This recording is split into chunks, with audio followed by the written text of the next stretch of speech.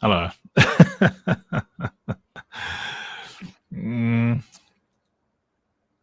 I'm just starting up and not much to say about much yet. What is going on with the arena? Arena's so janky, man. What? Well, good to see everybody. If you're commenting on X and whatnot, it does take a bit of time for it to show here. So sorry if I take a bit long to respond to those posts and whatnot. I'm busy setting up all the other stream thingies, but I'm happy to respond to as many comments as I see.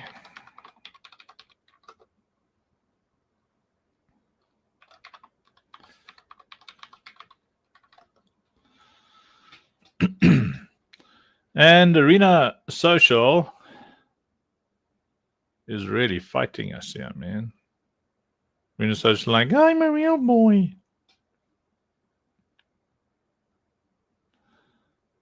See, in general, the numbers on Arena Social are pretty low. I think there must be some issues that side. In the meantime, let me see if I... oh, yeah, I can do this stuff. Yeah, created a new stream. Nice. I can add some cool stuff. Tra-la-la-la-la. Some cool stuff, tra-la-la-la-la. We can watch some videos. La-la-la-la-la. videos, tra-la-li-li-loo.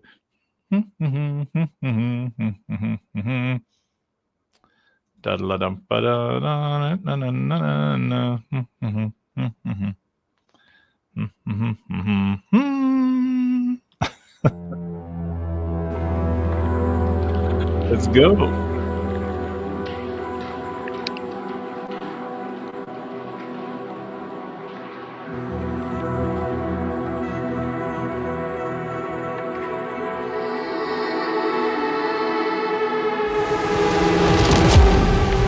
Welcome, Commander. You are now interfacing with the next evolution of defense technology. This is where vision meets execution, where your support fuels the resistance.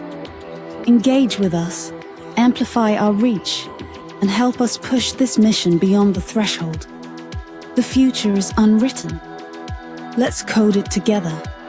Well, here we go. After almost 3 years of hard work, we've arrived at that point where we can show you, our backers, that our dream is possible.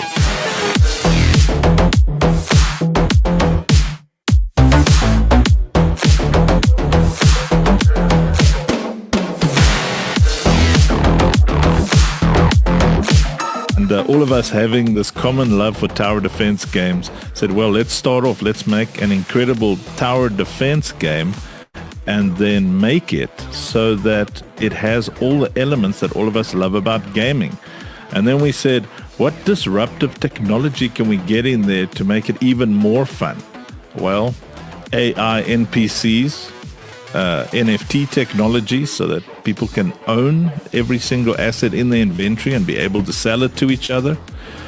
The ability to have a multiplayer experience across all devices. We wanted it all in one game, and that's why we took these first 3 years to make sure that we could actually do this. So imagine a bunch of gamers who come together to build a game that is everything that all of them love about gaming in one game.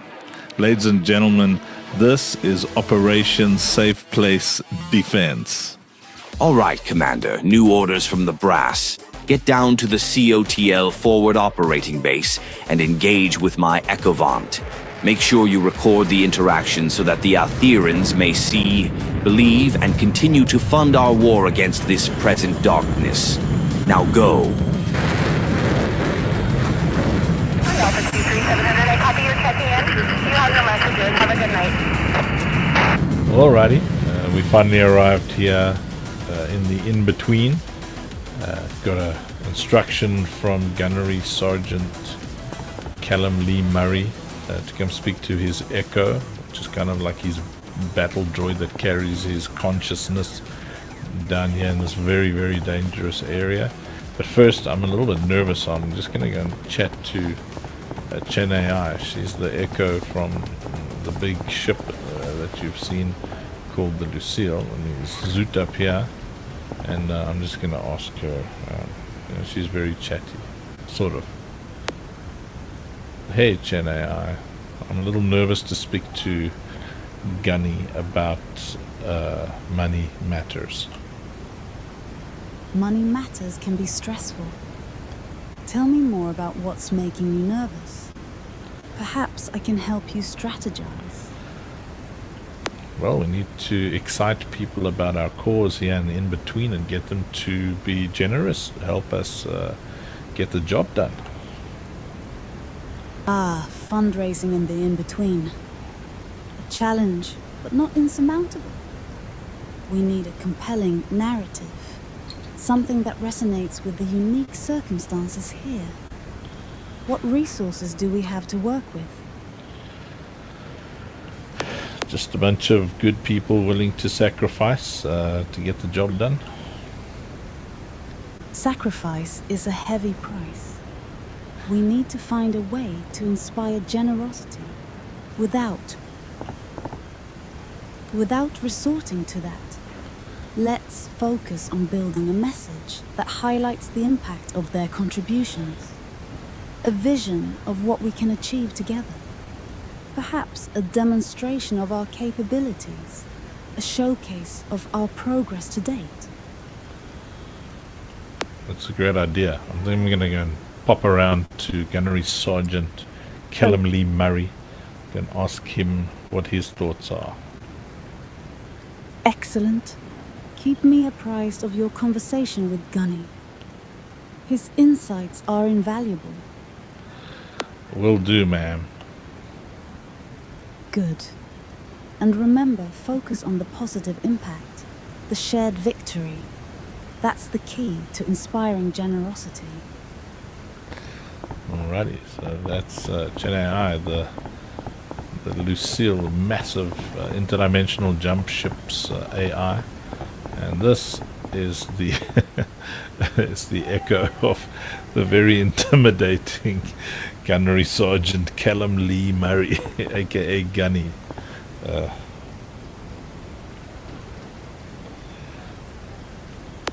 Hey, sir. What?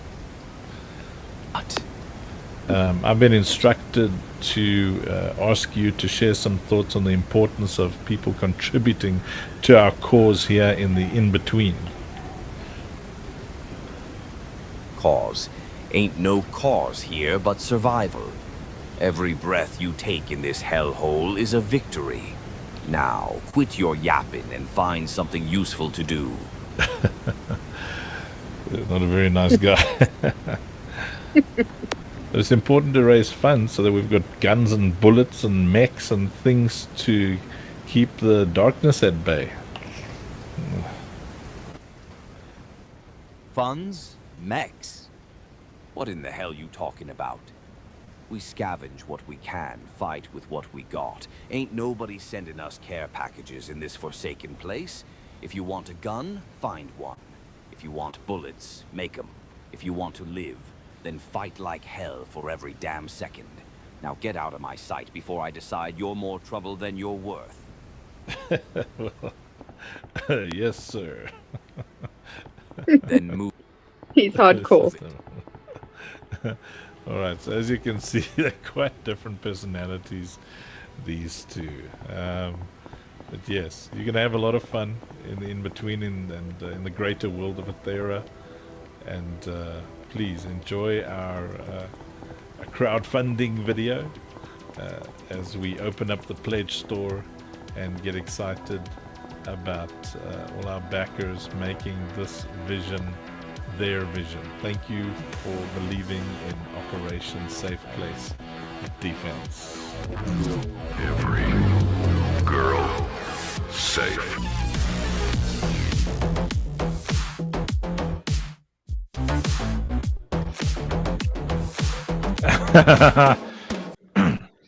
All right, hello everybody.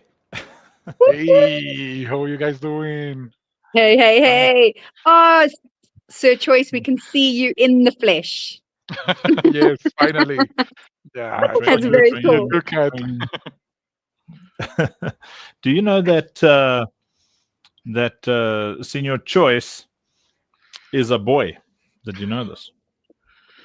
Yeah, I figured that out. I'm very clever. That's amazing. Oh, who's this saying hello to us in the comments there, Vanessa?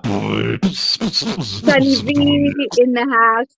You're awesome. We love you, Sunny V. Sheshi play a lot, and currently it's a Grumple Funk play a little. Hey, Stellini! Stellini, Drappellini, di Tocanini. I see the mighty Rob is on stage. What are you doing here? Shouldn't you be working somewhere, or are you doing both? I, sir, am doing both right now. Okay. What fine. up? Hey, Rob. What Yeah. up? I also need a nice backdrop. Why don't I have a nice well, I get one backdrop. in Oh! my system. Wait, Oh, yeah. can you put a backdrop Oh, like yeah, while the you're up haircut. here? I think you might be able to. I'm going to work that out. Yeah, look, I had a haircut. I had a cleanup. You know, Pretty, man. Yeah, see, look at you. You look like 10 years younger, which means now you look 14. See what I did there? No longer 21. Yeah. How's it? Listen, Sir after the Choice, meeting what we up? just had, What up, Rob? after the meeting What we up? just had, Jason and I just had. That's Alex from Altura, the guy, Is you it know, Alex, man, our Oh, boy, wow. Okay. dude. Okay. Alex! He I don't know is who you back. are, but hey. No, well, Alex is in the meeting we just had. Ah. Yeah, I mean, he's like backed by big money. A guy who sold a company for $1 billion is backing this thing. So they don't do the grant stuff, but what they do is they identify games that they believe in. So, like, yeah, we're one of them. And then they take full risk on financing the top 50% or sometimes even higher of NFT sales. So if people want to buy an NFT from us, they can pay off the other 50%. So if they want to buy like a $100 NFT, then they pay $50 and they can pay it off, which is going to be very handy for people who have packs, who want to buy full prestige packs, you know, things that cost like $500, $1,000 and give them the edge. That's awesome. Yo, that is very, very awesome. That was a good meeting. So they, I'm very glad that we were on their list. That's awesome. That was very cool. So, Awesome. do you guys know that funk holders, people who hold the funk coin, you're in for some very nice surprises in the months to come. Sounds is good. the funk Glad to be holding. still around about 40K-ish, eh? So if you don't have funk, you know, our suggestion is go and buy it. You know, go and get some funk. We'll be giving away some as well, potentially, I think, tomorrow night. And let me get my PowerPoint presentation here for this hour before the hour. Senior Choice, what was the response after you asked me to explain? Broden asked me to explain law, and I just went on this like sermon. What? It was beautiful, Alex. It was beautiful. Jason, not Rob. Yeah, we were meant to have a chat with some of the ambassadors joining the forces. but it was best for them to be there. So we also reschedule like days always back to back, back with stuff, but we're cooking unks, and I think that it was the best onboarding. We need people to understand the mission and the vision before they understand the other perks of being part of our community. Yeah. Also, well, I think that's important, but that I don't know what happened, man. I was just up there. I don't know. Lately, if you tell me, explain the lore, speak about the game, I just wanna, I want to tell people the why. What drives us. Like, and I just saw all these mostly like young Nigerians and whatnot there. So I was like, you guys are getting a sermon. Because I've got such a heart for Africa, man. Really.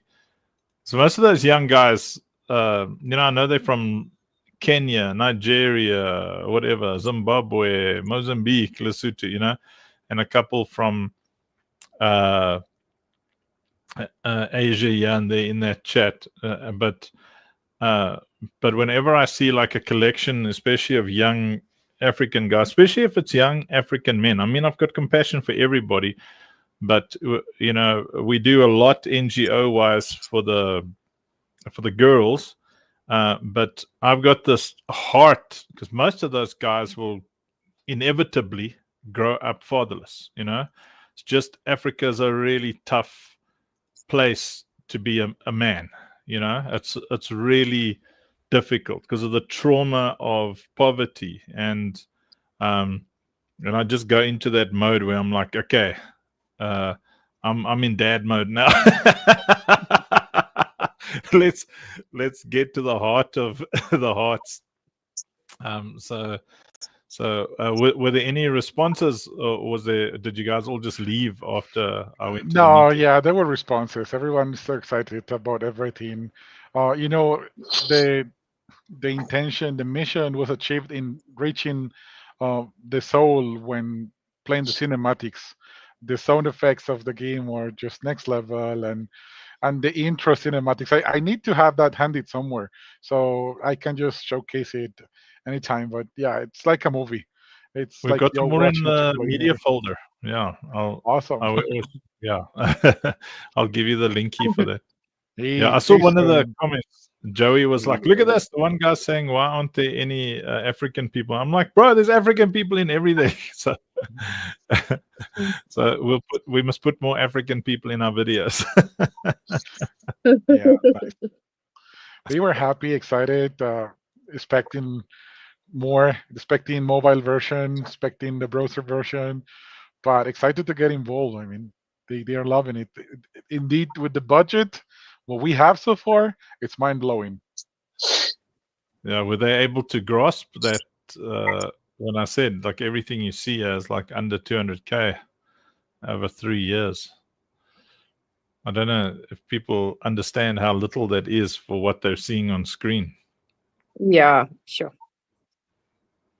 And to think that money's been dumped on studios, the millions, and they fail to deliver.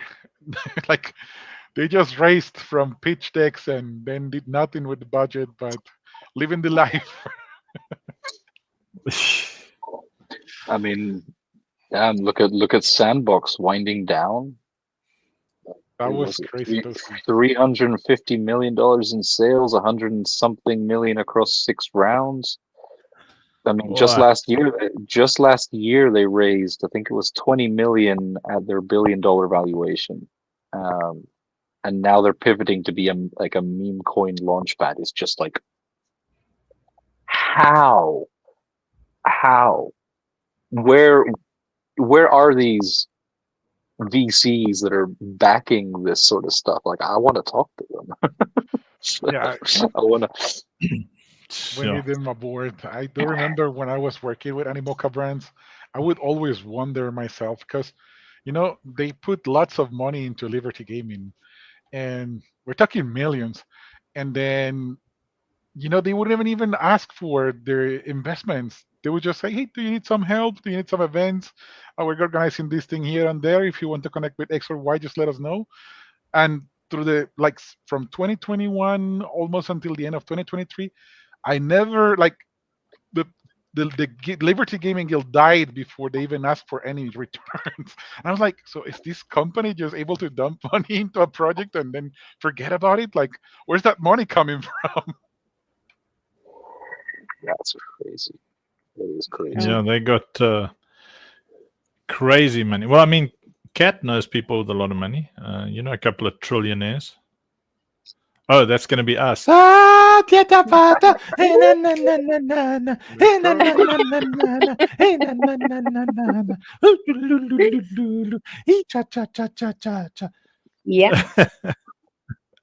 what have you, is that going to be your millionaire? Is that going to be your millionaire dance? Have you got one ready? Because you got to get No, prepared that's for his. that. No, Cat. That's his billionaire dance.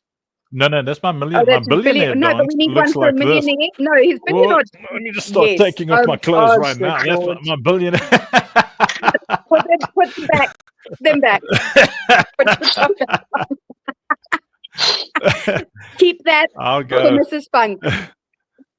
I'll go full Brad Pitt on y'all. I'll No, just do you walk know around what we can do? chest We out. can do you doing Yeah. like a bomb into the pool. We can make some kind of like dance, and you can do like a big splash, and we can make something special happen for the Yes. billionaire dance. Yeah, I'm already starting to think. Can I use that content to pump the Funk talking? Yeah, at that stage, at that stage, Funk will begin the build of his version of Wakanda. So, Cat, Lucille, forever. forever. Why can't I be a billionaire? Why can't I forever? Yeah.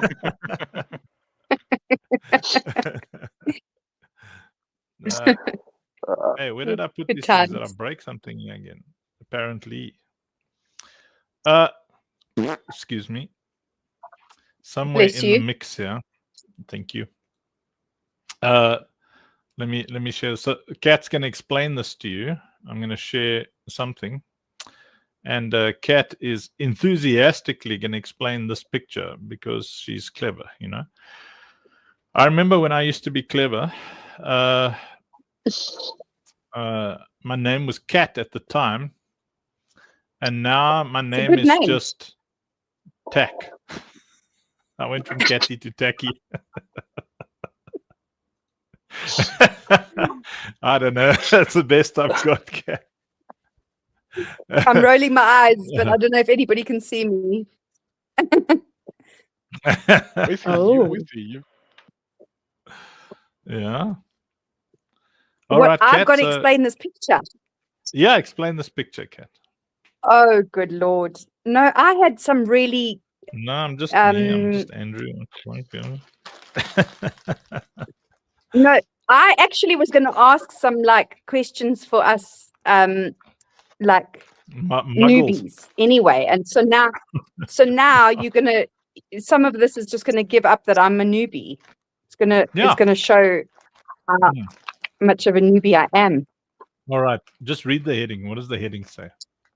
Okay. Whitelisting and airdrop allocation ranking structure. Dun, dun, dun. So what does that mean? Dun, dun, dun. That is a great question. Let me strategically jump in. There's a lot of red keys. I see a lot of red keys. Red and white. Yeah, got a lot of keys. Yeah, yeah. Keys open doors to something. They unlock something. Yes. Bunch of amateurs. And there's a plus and an equal, so the key can equal so quick maths plus certain things. I like it. And Lucille has a very big key, so is that more keys than the Lucille pack with 2 little keys? Does the big key open something bigger? We're just talking about kissing makes me want to be Mandy. Katsu. Key plus equals Katsu. 3. Yeah. Equals 3. Ratborns. Ratborns. Woo, ratborns. Okay, 1 key.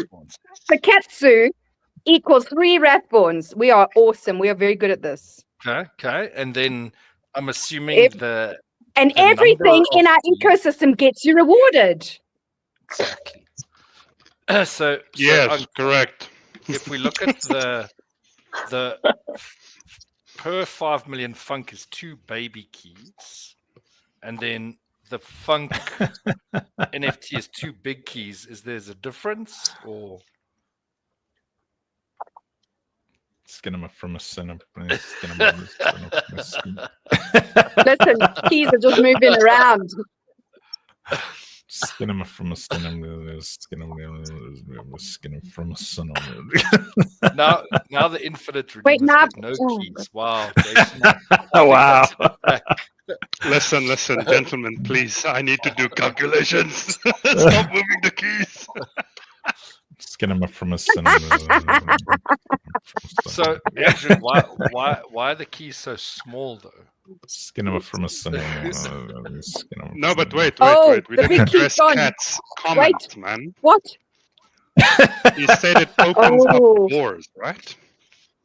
Baby key, baby key. Baby key, do do do do do do. Baby key, baby key, do do do do do. Baby key. Baby key. There. Right. Now there's no more confusion Okay. about key sizes. Okay. Okay, so we've got a Doksuki, we've got a Lucille, so we've got a key plus a Katsu. What? Is that right? Okay, equals 3 Wrathborns. Okay. Okay, listen, I've also got a mosquito on my screen, which I'm just going to squish right now to get out of the way. No, that's Rob. We can.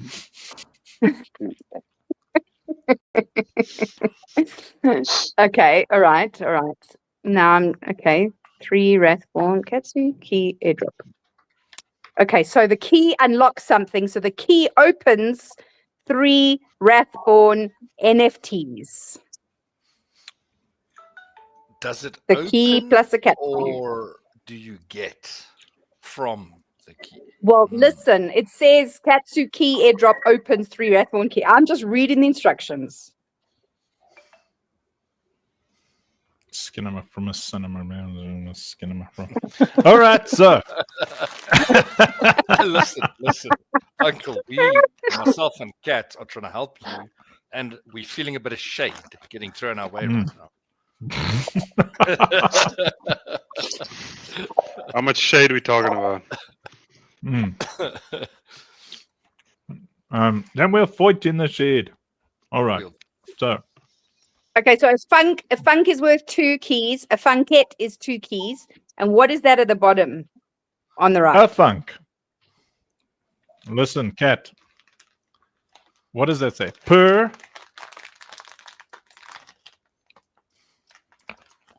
5 million funk. Okay. You get 2 keys.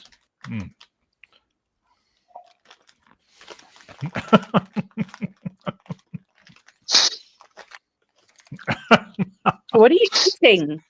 I want some too. I'm actually not allowed to be eating this. That looks like I'm going to tell Mandy. Uncle. Candy coated biscuits. Ooh. I picked up a kg. Which and that wasn't in gym. Maybe you can airdrop it later. Make some Bitcoin. So was Load shedding. Kat and myself's calculations correct here, Uncle, in terms of our mathematical? I saw you sent deciphering. a link, a picture. Have you sent a link yet for? Did you make a thingy for this on one of your clever AI website thingies? No. That was just trying to just do a simpler kind of thing. I hadn't finished with it. I just wanted you to have a look, see, and WhatsApp, hey, buddy, what it looks like, you know. So let me walk up and down and explain what everybody's seeing here. Ready. So According to one Jason and Tamsin, what we have here is an asset-driven economy. Let's all say it together. An economy. Asset-driven economy. Yeah, the Italian version worked as well. Asshats. What? That too. What? What did you say? Where can I mute Rob? All right. I knew that was coming because I wanted to say it myself, but I'm professional. So all of this assets came up with the economy, but it is an asset-driven economy. This is how. Remember, our goal is to create millionaires in our community, right?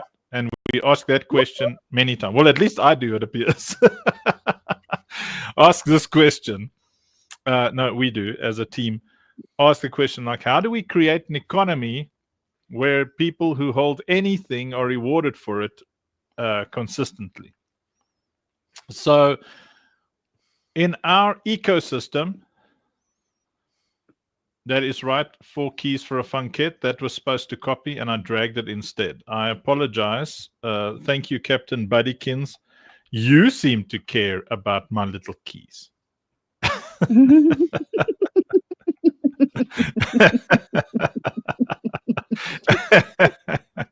All right. So in the hierarchy, which is how we greet an archy. Nobody picked that up. Come on, a hierarchy, which is how we greet an archy. Come on. Nah, man. I can't keep up with all the eye rolling. I mean, yeah. Sorry, Anki, your talents are wasted on us. Yeah. I mean, it had substance. It did have substance. All I'm saying, though, is with the amount of dad jokes rolling in and around this Discord server and all these chats, sometimes I feel like I have a kid running around here somewhere, man. Well, just adopt. It's like you choose kids out of a catalog, man. We got like 6. That's the best one. We'll take that one. That one's amazing. We'll take that. How much for that one? No, that one we'll pay you to take that one. Okay, yeah, give it. Yeah. Nobody wants this one. Give it to. Blush, you could just adopt Rob if you wanted, Blush. Rob was considering adopting Blush. But anyway, okay. So these are all assets. Even the funk token are assets. Your goal should be to hold 50 million funk. That should be your goal. All of this is heading towards the CTL, the Citadel token launch. So everything that you see here, like the next drop is the Doksuki. That's the next mint. The mint after that is going to be the Katsu mint. And then hot on the Katsu mint's heels, the Citadel platform, or the parts of it that are necessary, will be ready. And then we will be doing the Citadel token launch. And if you want to hold enough Citadel to change your life, you need to be looking seriously at what I'm showing you today, because this ecosystem, everything depends on everything. We are building a $1 billion company. It is our obsession, every single one of us. If you look at our ecosystem, we have got more than 50 active either investors or sweat equity holders, or people who are spectacularly active. And for you to build anything great, you need to try and hit that 50 mark. So just by looking at the community, you know that we're going to hit our goal. So obviously our first goal is to have $1 million company. And by $1 million company, we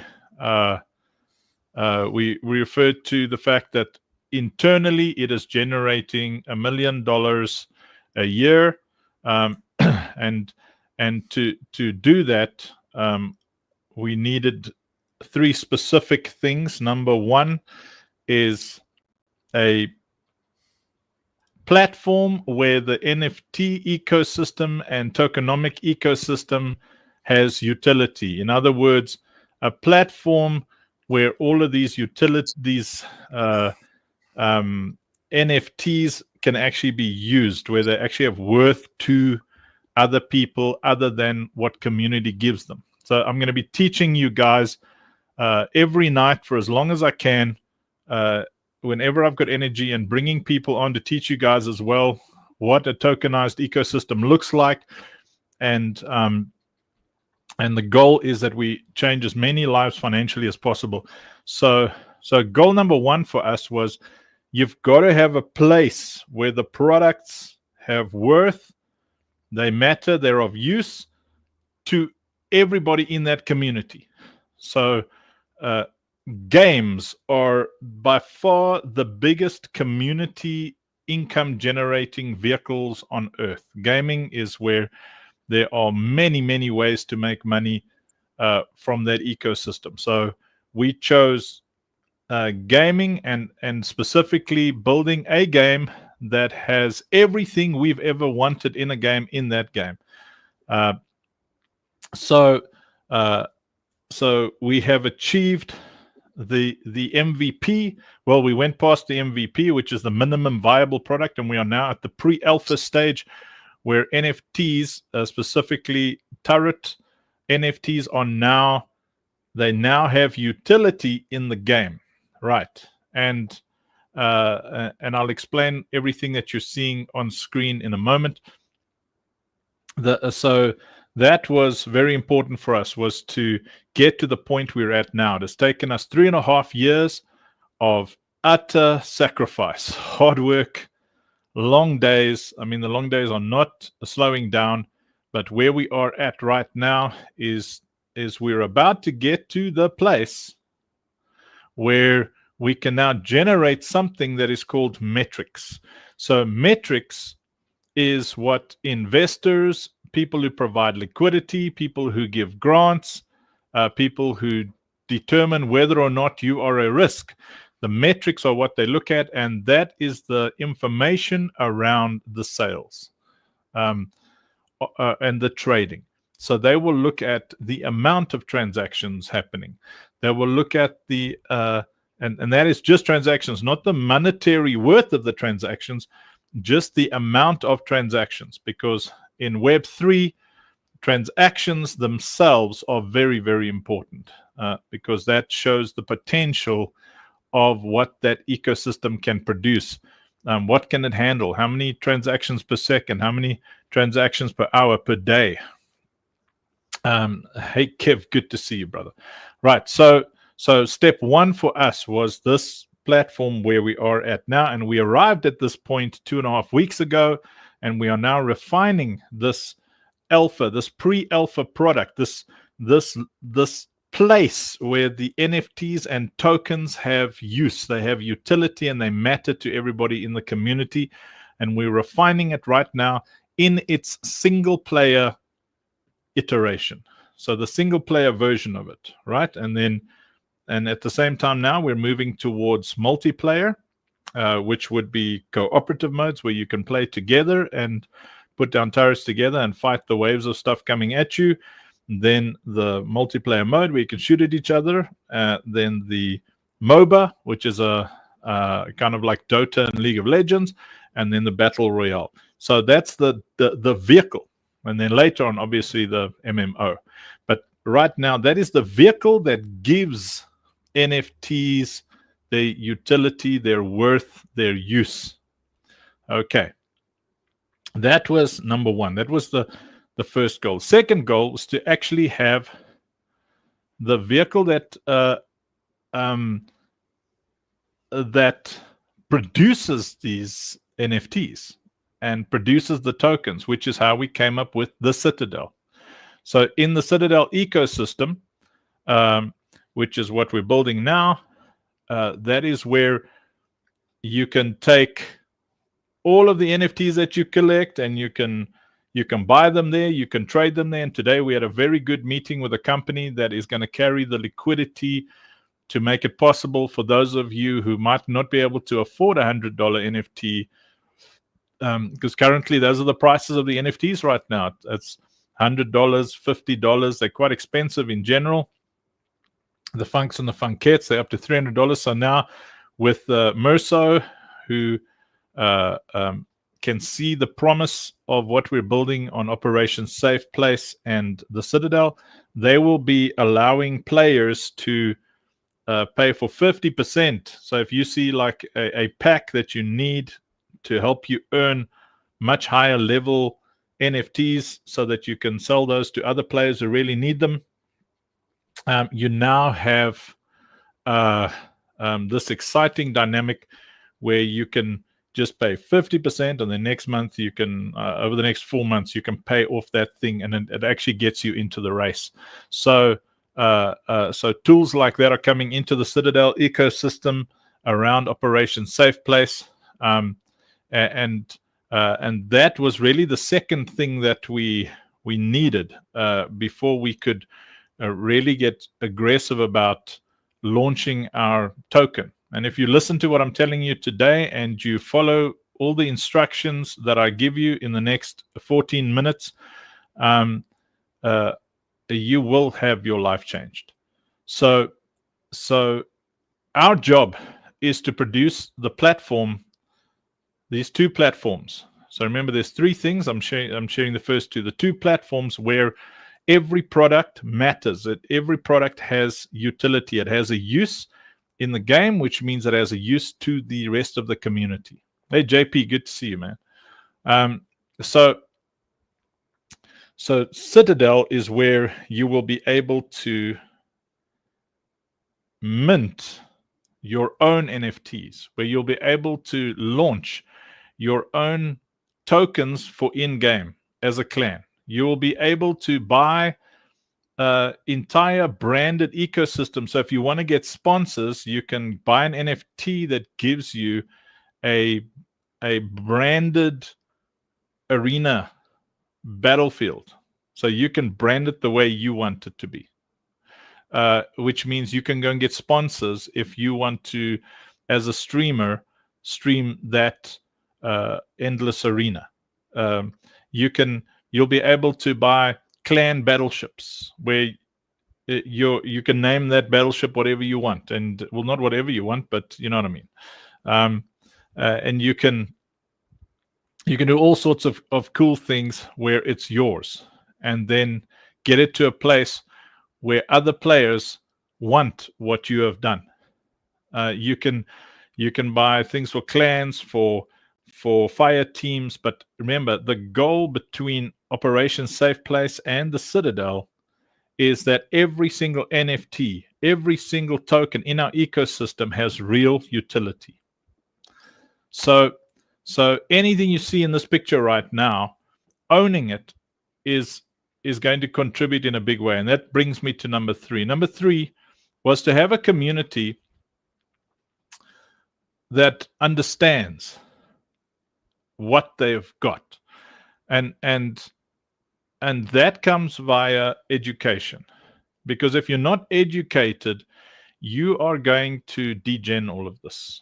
You're going to try and flip the things and not understand that what you've got there is a big investment. So first off, I want to encourage you. One of the most important things that you can hold in our ecosystem in preparation for the Citadel launch is you want to hold as much funk as you can. Funk is very cheap right now. I mean, it's not as cheap as it was. The floor, I think, is around about $40,000. It was holding at $27,000. I think our lowest floor when we started was at 17. It was 16,000 floor, and then it went up to 17, and I was very happy. It shot up and it came down, but it always held at 15, 16, and then it went up to 24, and it held there. And then there was a big spike, and we all watched and waited for that. It was up at like a $60,000, $70,000 floor, and we just waited for it to normalize. And it has normalized down to $40,000 floor, which means it's still affordable, because we're not pumping that thing. We're not pumping to dump the funk coin. Its purpose is for us to see who is real, who is actually in our ecosystem, who is watching the streams. See, this is called a founder funnel, where you guys watch me every day. You come and you comment and you hang out. And the people who are in this founder funnel are real human beings. You can't, as a bot, be here every single day and understand what I'm saying. So people here can try and activate bots, but me going live every day is part of our strategy, and that's why it's exciting. Where you'll meet more and more. You spend more and more time with Rob and Blush and or Leonard and Jason and Kat and Tamsin, and more and more, and Senior Choice, and you'll get to know the leaders in this community, because knowing them gives you access to alpha. Alpha is inside information which you get before anybody else. So the third thing, so remember, the first thing was to build these 2 platforms that give everything we will ever launch utility. And the third thing was to have a community that is educated. And my goal, my personal goal, because I know Rob and the team will have probably bigger goals, because we all think on different battlefields. But my personal goal was to have 50 people who understand what you're looking at here, this picture that you're seeing. And I'm hoping that today I'm going to bring that up to 52 people or 53 people, even 51 people. That you understand that in our ecosystem, whenever we do a mint, whenever we launch a token, that thing is going to have purpose in the greater ecosystem. So here you're seeing an example of what's about to happen. First off, the Lucille NFT, which is this one here, and the Katsu NFT, which is this one here. And then there's another 2 more that are still coming. So you're still early. Remember, if you're early enough to hold a Lucille NFT, or even a Lucille pack, which has 3 Lucille NFTs in it, but if you're early enough to hold a Lucille NFT and soon a Katsu NFT, you are in before our main marketing campaigns, where between 5 and 50,000 players enter our ecosystem, where we actually spend money on Web2 marketing. You're in with assets that they will need. So you want to be holding Lucille's, Katsu, the next one's called Upt, and the next one's called Crispus, but you want to be holding these things because they have incredible utility. And the way you get them is with everything else here that I'm showing you. So if your goal is to have 50 million funk, but however you can, through competitions, through buying and holding, don't look at the funk as something that you buy to sell. That meme coin over there is how we see you are real. And when we see that you hold, so people who hold that goal, like let's say you've got 10 million funk or 20 million funk, you're going to get these keys. Every time there's a mint, we give the real people these keys. And it starts out over there with the funk, because we know that people who are funk holders are part of this founder funnel. You're with us. You're live with us. And then we've got these funk and funkette NFTs. So if you're a funk holder, there you get 2 keys there. I'm going to tell you what the keys do in a second. And if you've got a funkette, because that was like less than half the amount of funks, it was specifically to people in the founder funnel community that we gave these assets, that we let them get these assets by sending funk. So they would send 5 million funk to Integrity DAO, and then they would get one of these. And if you go and look at what they're worth, I think the cheapest of these is worth $100 or $80 or whatever. So the the community is the ones who make the money. But the big value is not in selling this thing. The big value is in holding it, because these keys are going to become more and more valuable as we get closer to Christmas and Christmas.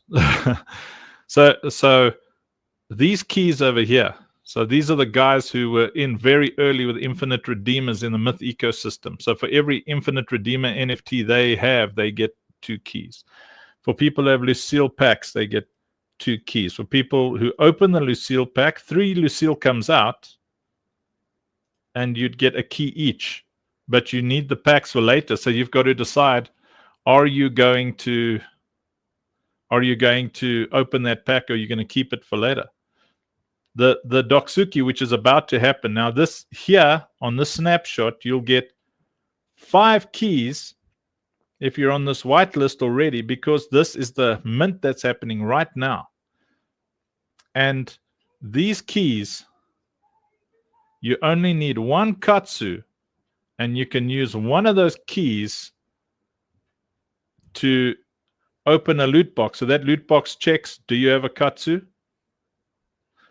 And you can only get onto this whitelist over here if you hold one or all of these. The whitelist ranking is determined by what you're holding. And remember, all our NFTs mint out. Can I say it again? All our NFTs mint out. We have not had one in everything you see here that is not minted out in under 2 hours or over 2 hours. Lucille minted out in under 2 hours.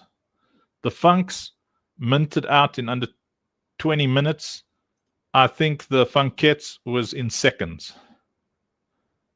Doksuki, I think, is, I don't know if anybody who's not on the whitelist is even going to have a chance at anything other than the secondary market. And even though the katsus are going to be thousands and thousands and thousands of these katsu packs, they're going to mint out, because we have gone past that 50 active, focused community members. And the reason you want to have a katsu and a Lucille is because this is what we look at when Citadel mint comes. Who gets in at what stage? Who gets in at the pre-sale stage? Who gets in at the whitelist stage? Who gets in before it goes public? And you know why we do it this way? Number one, obviously, we want you who are in the community to always benefit financially. But number two, we are making sure that bots don't run our ecosystem. We are making sure that bots don't run our ecosystem. So this is how we check who's active, because it's not expensive to hold these things. You usually just have to be present. And so in this hierarchy here, the whitelisting in the hierarchy, holding, see, 5 million funk gets you 2 keys. 50 million funk, which is the max amount of keys we can give you for funk per wallet, will give you, what is that, 10 keys. And these keys over here equal 3 NFTs if you hold one of these. Now, the question is,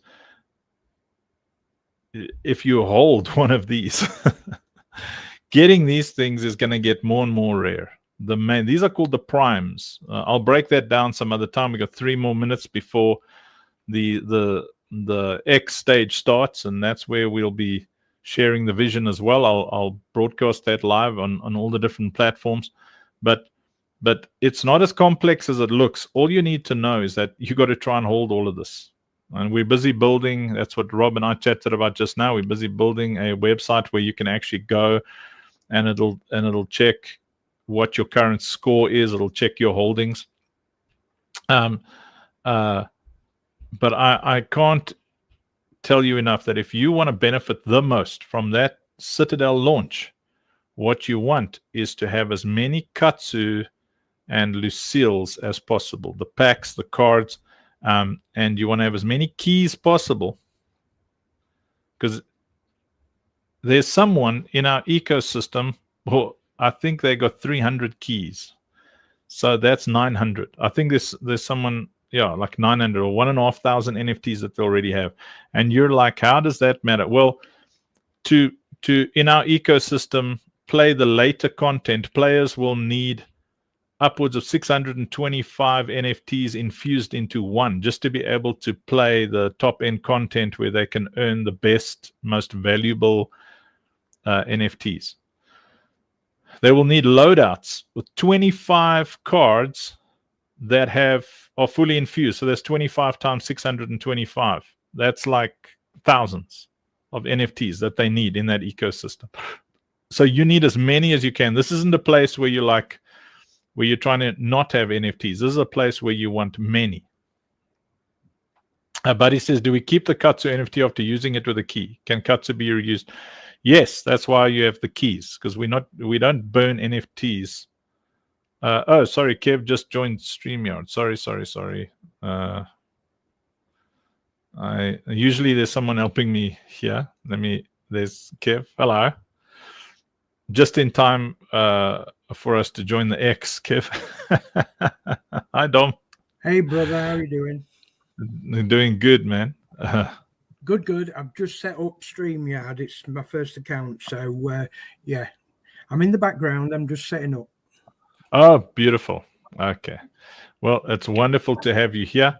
I'm now, so I will, on the different platforms, try and answer questions by typing there. So on Arena Social, you're welcome to ask questions about everything that I shared. I will try and answer them by typing. The X space, which I'm going to share now, please help us there with comments to pass 100, because X on the algorithm likes it when you pass 100 comments on a Twitter space. I now have to try and find the link. Okay, so in your choice, share it over there. Going over there.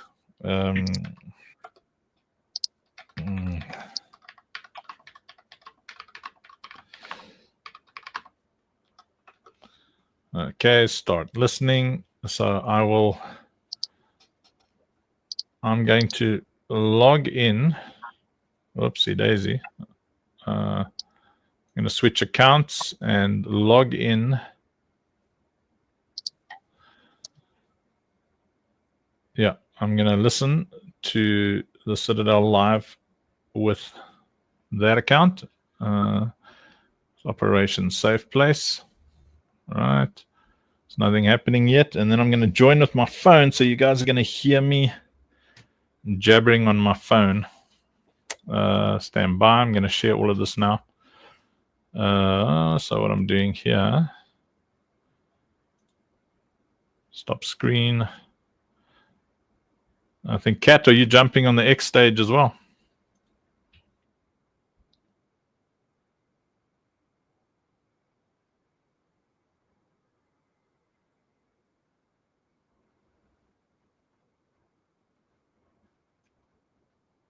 Hang with us. We're going to have an amazing conversation today. Oh, I've got so many things open. I'm just clicking in all the bad places, the wrong places. All right. Are we moving to the X space? X? Yes. Cool. Yeah, we're moving to the X space. Okay. Share screen.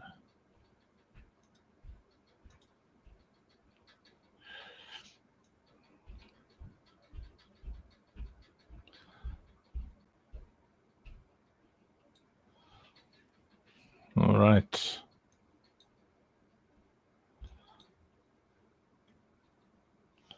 Okay, so now my other phone. Let's see.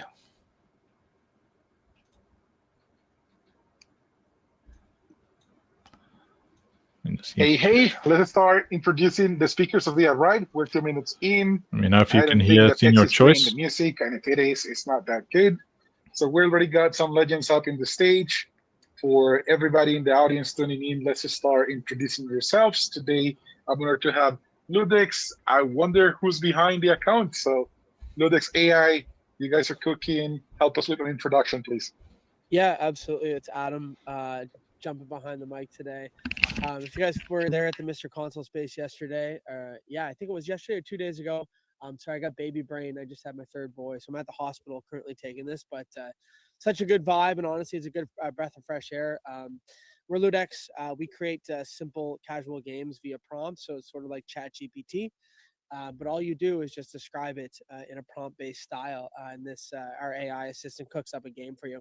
Very interesting. Where we kind of stand out is how creators can monetize their game through the Web3 aspect of it, and not only that, it is super convenient for creators to monetize that way, just in terms of controlling profits, and making money off their creation. So that's sort of what we're cooking up, and it's a pleasure to be here. And thanks everybody. And I know a few speakers here today, and it's a pleasure to reconnect.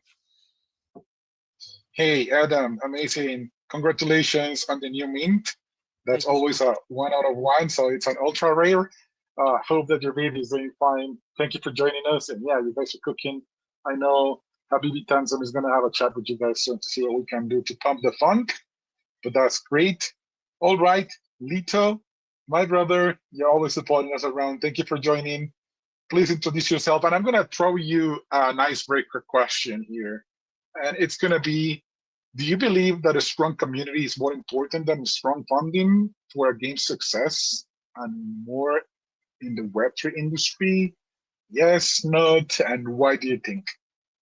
Okay, hey, no, my name is Lito. I love talking to Web3 founders. I talk on shows every Monday at 12 p.m. EST. I'm talking to one of the team members of Google, a coin on Abstract that has been doing ways, and I'm looking forward to that. Now, outside of that introduction, oh, that's tough, bro, because community is so important.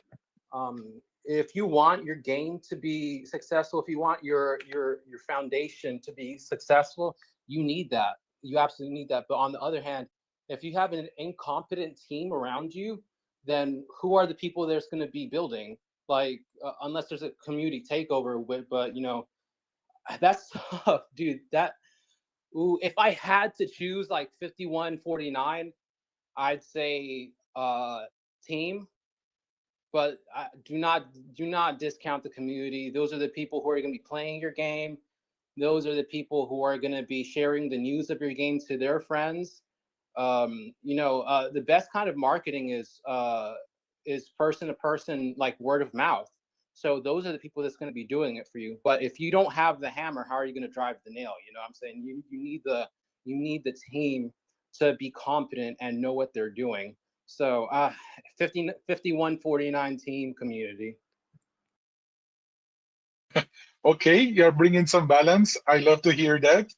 Mr. Console is my co-host today. We love him. He's been supporting in every space, either Plate Change or the Citadel spaces. Earlier today, we had an amazing game night in the Citadel Discord with the big arcade community. This is a community you don't want to sleep on.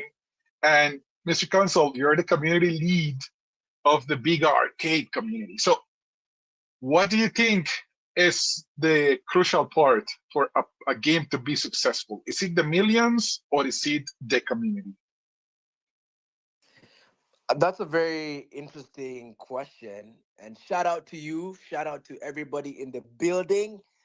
Yes, we had an outstanding game night. I'm very proud of the army showing up, right? I think as a community lead, you always have that moment of tension, wondering if guys are communicating that they'll show up just to please you, wondering if they'll actually commit or if their plans will change last minute. But the army marched. We had a good time. I somewhat had to go into the background after an hour, but I saw the guys laughing, chatting, and I said, I'm happy, right? So thank you for extending that olive branch, inviting us over to your side and vibing with us. Circling back to your question, is it the millions? Is it the team? Is it the community? I believe it's the marketing and the storytelling. This is actually what I've come to believe. I've come to believe that we currently have an issue called distribution. And if you're able to get attention, even if your product kills, such as Coca-Cola or alcohol, which but which does absolutely no good to your body, but still sells.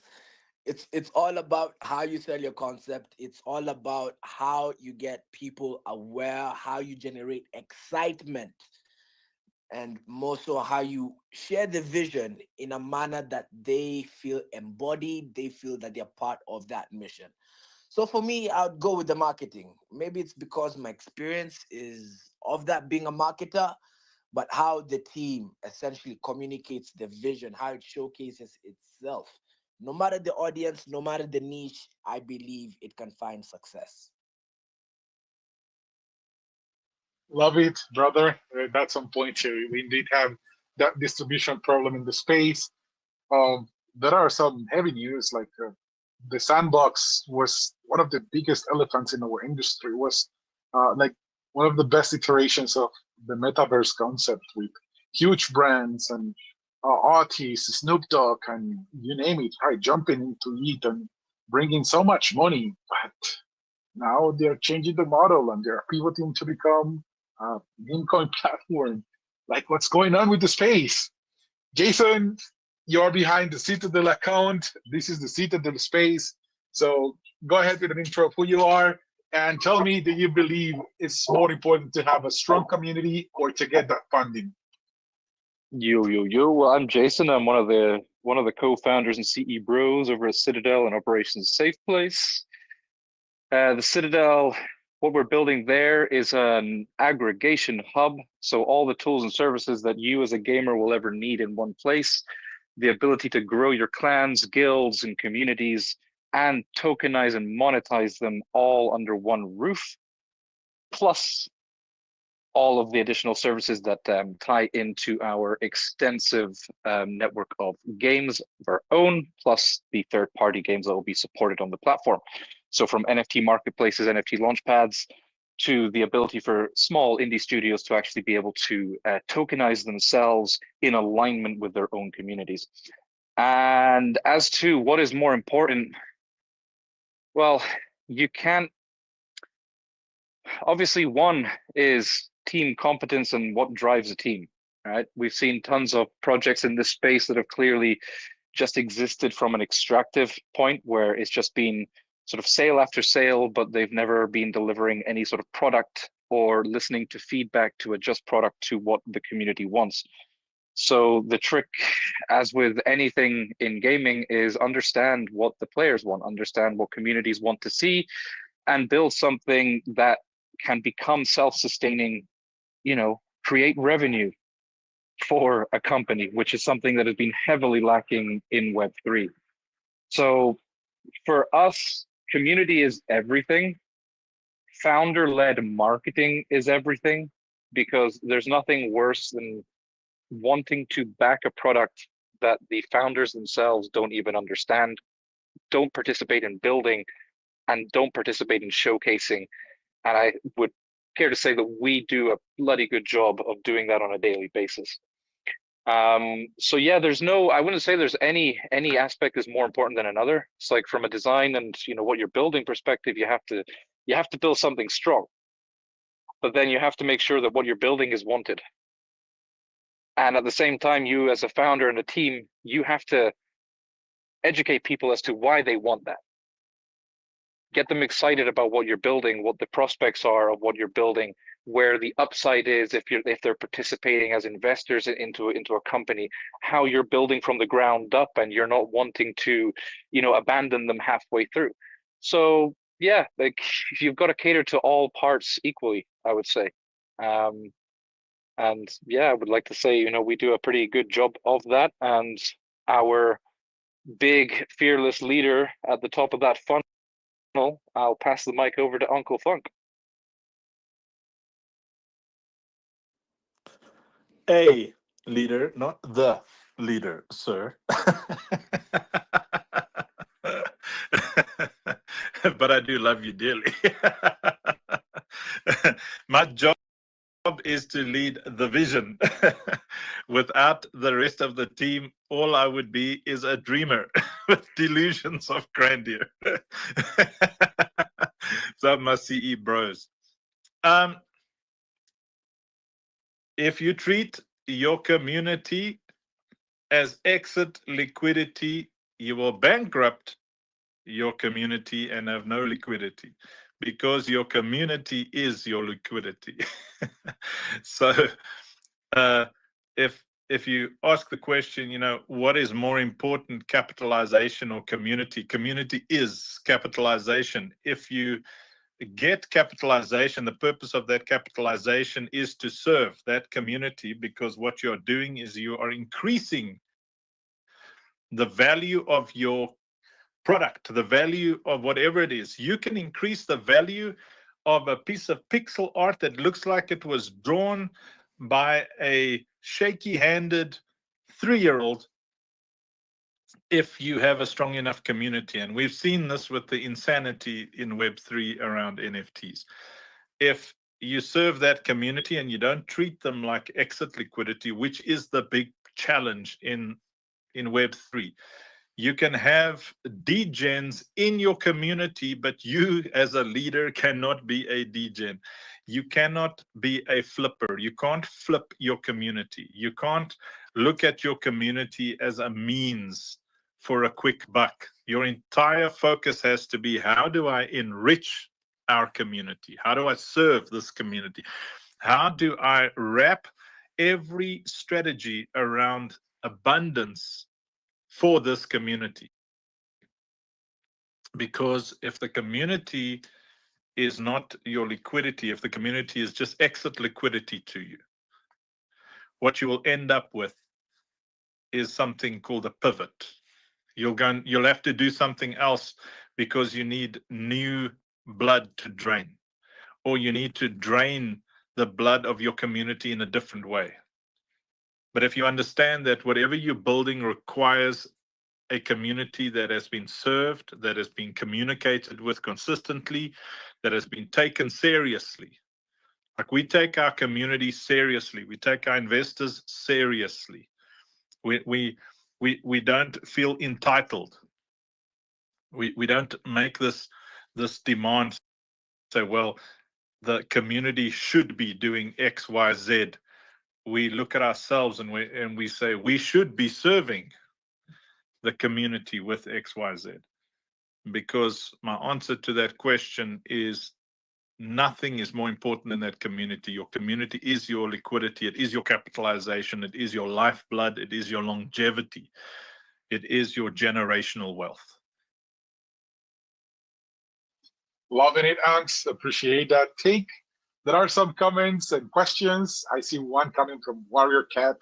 But before I throw the question in, I encourage everybody here to please go to the Purple Peel, repost, comment, drop some reactions. Let's tickle the algorithm and bring more people in so they know what we're here for and what we're doing, because we're here to change lives.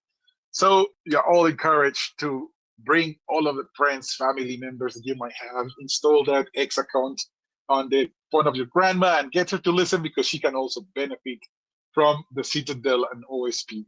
The question that Watercat threw in the comments was, and I think it's directed at you, Anx, is how do we enrich and serve that community? How do we guarantee that those members that are joining us and understanding what we are doing over here, how do we enrich that community?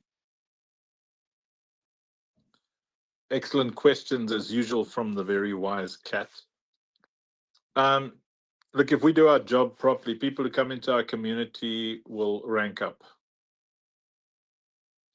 They will rank up in wisdom and understanding. They'll rank up in perspective. They'll see what we're doing, why we're doing it, how we're doing it, and themselves be able to mentor new people who come into the community.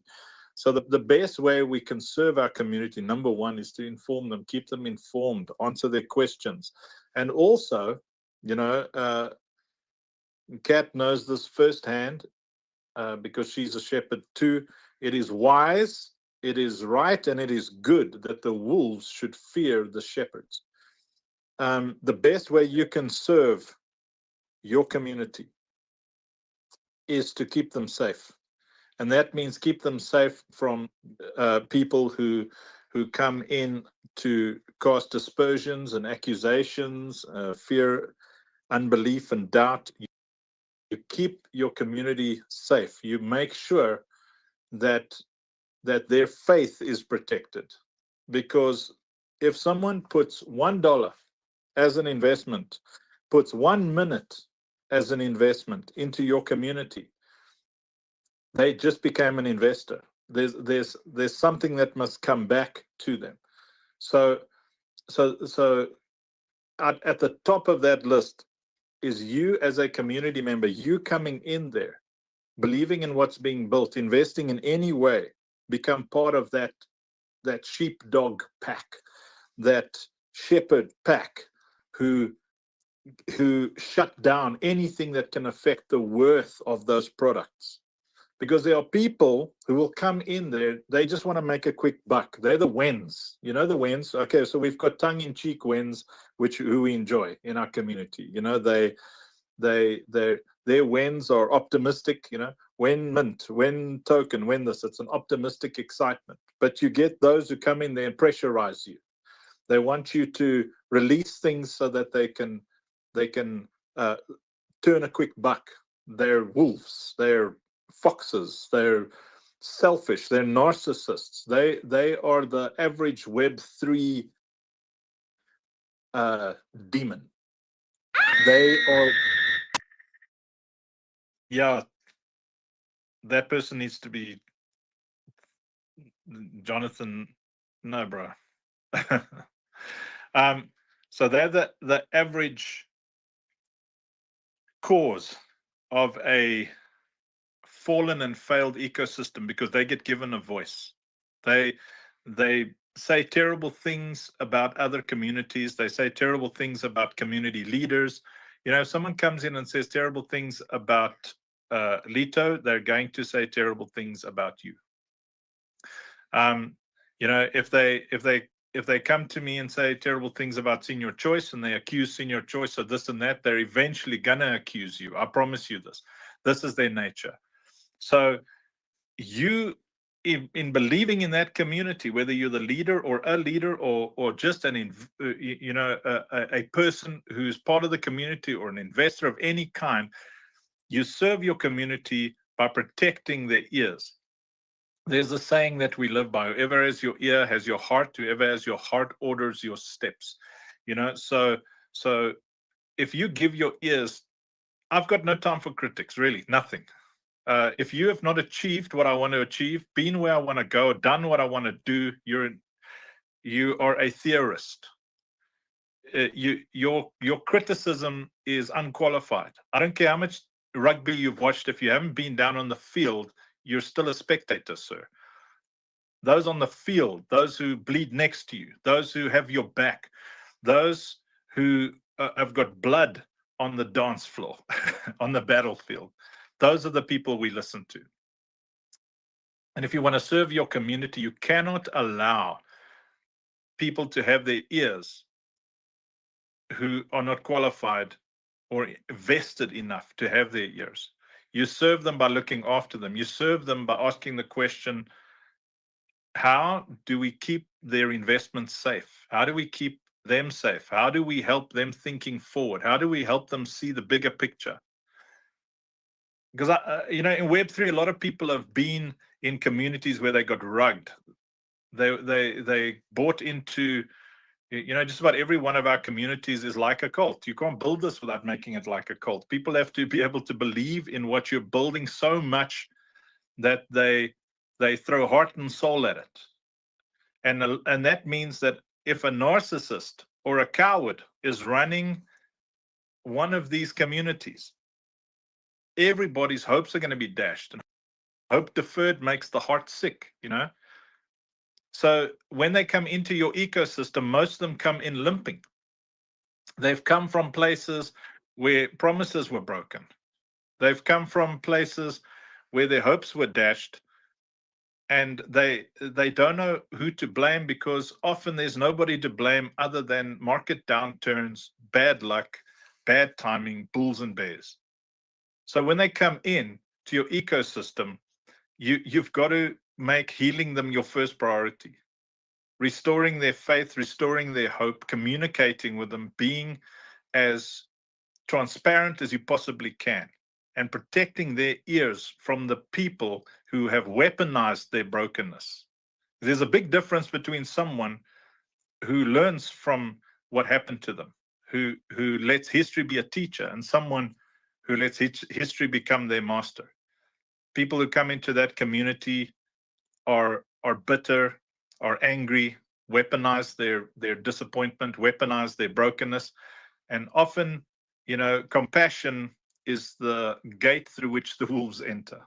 So you have to measure your compassion and look at your community and say, how do I protect their investment? How do I protect them? How do I keep them safe? And how do I keep their hope all the way up there so that when others come in, they can be informed and excited and impassioned? And the last thing on my soapbox that I'll say here is, without passion, there can't be faith. And without faith, we can build nothing. So it doesn't matter what any of us have been through. Nobody has the monopoly on hardship. We've all been through hardship, possibly all going through hardship right now. But if we don't protect our own hearts and protect the hearts of those who join us, we will build nothing.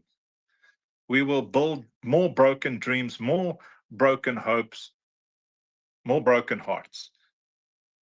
But if we serve our community by protecting their faith, we protect the project, because there's no greater treasure than emotional drive. And that is what we must protect.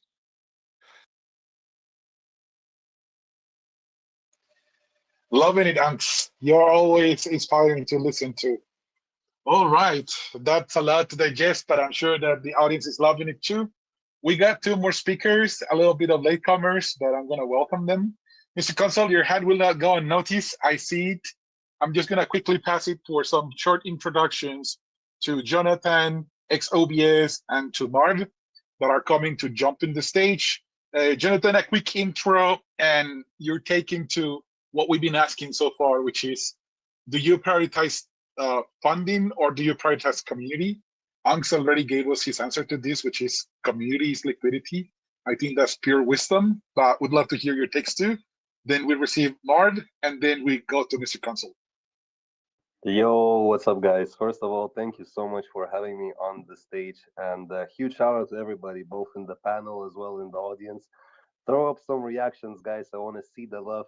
I was listening to Uncle Funk right there, and I was like, damn, this guy always knows how to just word it so well. So shout out to you, man. Really glad to be here on the panel. Who am I? What am I doing? I've been an early builder. I've been building since 2017, launching some early crypto gateways. And yeah, I've been wandering around during the past years, but talking about what's important, is that the community or is it the funding? It is very hard to tell, right? But I do have to say that community is starting to still become such an important trait when you're building any kind of project. And why I say so is, right now with AI going crazy, code development is becoming more and more easy. And I'm sure that a lot of you guys down in the audience have been playing around with no code tools, Lovable, Vue, like a lot of cool things out there. And you just start to see that, the time to market is starting to, go down and down and down and down, and people are able to really just start scaling projects and testing out users feedback. But still, being able to have a community around that supports you, that loves you from the early start and get go, I think that's an ultimate game changer, and you want to have those people with you. And a big reason why I say that as well is, like, now I'm actually exploring other projects that I'm advising, helping out with, and they're basically, open sourcing majority of their libraries of code. And why they do so is because they openly invite as well their community to add on to that code, to audit the code, to, do various different kinds of things. And I believe, that's kind of, obviously, yes, with any chain, yes, we can follow the transactions and whatnot, but it's cool seeing other parts of those applications also being opened up. So I could ramble about that for much, much longer, but will save you some time right now. But yeah, super awesome conversation. Super cool to see everybody in here. And shout out to you, Jorge. Thank you for that. Appreciate you being here and making the time to accompany us too. Marby, you are one of our ambassadors. I see many more ambassadors in the audience. Appreciate you guys. Thank you for coming, for supporting, for amplifying and spreading the message of the Citadel and Operation Safe Place. Marby, your intro and what do you think from what everything that's being said so far in this space? Okay, GM, everyone.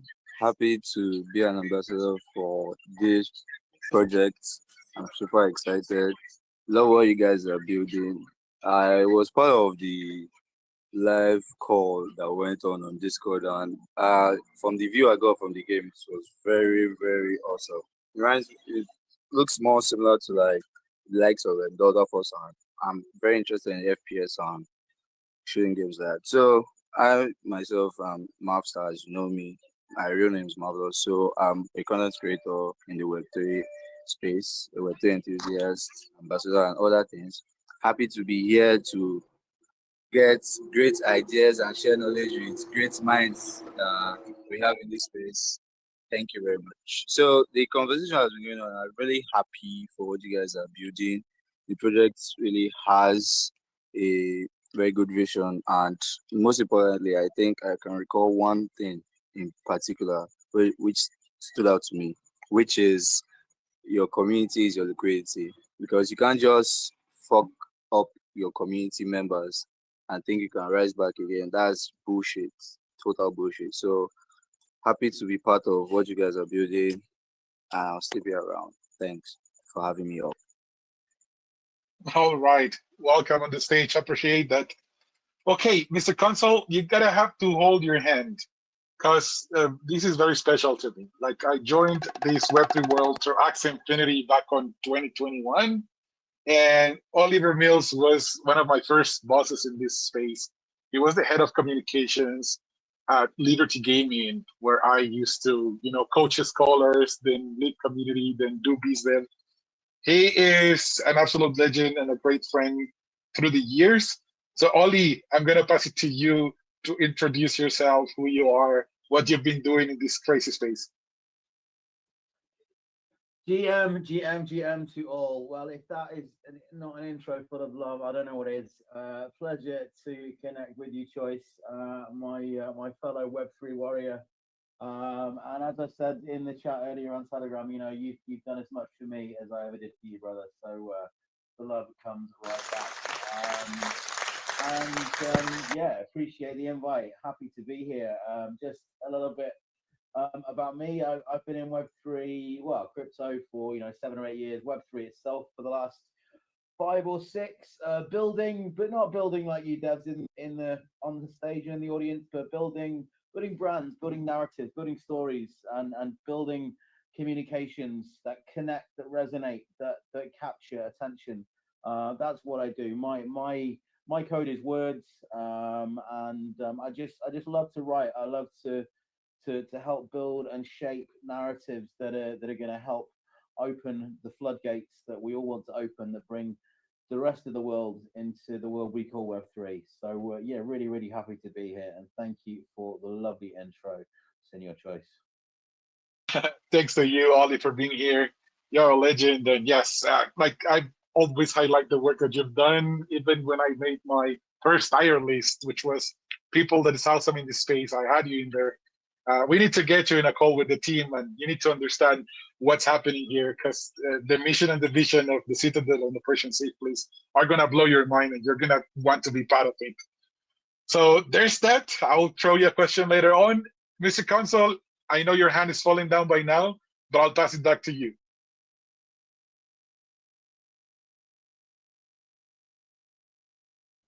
I'm here. Dang it. That moment you get called, you just up to something, and then your screen will not scan your face. Why does it do that?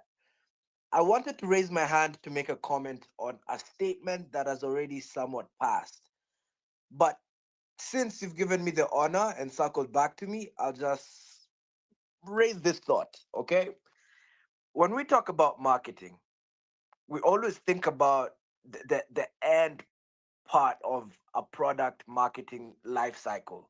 And that is maybe running ads, that is maybe getting people aware of what your product is. But essentially, it starts with research.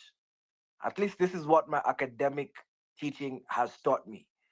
Even before you want to build a product, you want to do marketing research, which guides the prototype, right? So when I was answering, yeah, Jonathan. So when I was answering marketing, and I believe our friend the Citadel went ahead, I just wanted to throw that in the conversation as well. It's past, it's old news. What's the question you have for us next, buddy? All right. The question that I will throw for the panel and whoever wants to raise their hand is, why do you think that so many big studios and projects have been failing in Web3 in our industry? Because it's painful to watch, and with the recent news from the sandbox changing their model from being the metaverse to becoming a meme coin launching platform, it's something that I can't help it but to talk about. So what do you guys believe is the reason behind all of the failure that we've witnessed in our industry? Yeah, for sure. I can take this one. I'll be super quick. But thanks, Jonathan. Yeah, it's really tough. I think that in my experience, I think Web3 community members have the biggest case of ADHD on the planet. It's very, very difficult at the moment. It seems like, shaping communities, keeping long-lasting quality community members. And I think a lot of things are just, copy and paste it and cut and rerun. It makes it difficult for people. I think that we're lacking a little bit of excitement, something new, something unique. Being able to provide that, I think is, our key moving forward. But most of, these projects that are going down today, it's, one, I think a lack of funding. I think funding has been tough to get after the VCs have been trapped in some pretty crazy vesting schedules, but that would definitely help it. But other than that, I think, with what the tools that we have, I think it's makes it a little bit difficult, and people are just going through the motions and repeating the same thing in pretty much every community at the moment. Appreciate that. Take Adam. Accurate indeed. Lito, your hand didn't go unnoticed. I'm passing it to you. Okay, so I noticed a little bit of a trend in Web3 gaming specifically in terms of teams trying to time the market in the same way that they would have in the previous cycle. So it's no secret that this cycle has been pretty sporadic. It's not really going the same way that for the previous ones have in terms of price go up, all of that. So I've seen that these founders or teams have been trying to time that market with their marketing funds, with just digging into their budget, trying to being like, hey, we should be peaking around April, May, June. So let's just go all out with the funds we have now, and we should be okay, because this is how it's gone previous cycles. And we've seen with I'm not going to give names, but we've seen with quite a few of these teams, of these projects, just shutting down like around February, March, April of this year, because, well, no one, like, they're expecting that more people are going to be paying attention to their projects because it'll be the peak of the bull cycle, more attention, people are going to be coming in, they'll have more users, but that just hasn't been it. People have maintained a disinterest in the Web3 space, normies have, because why be in it if numbers not going up? Why be in it if the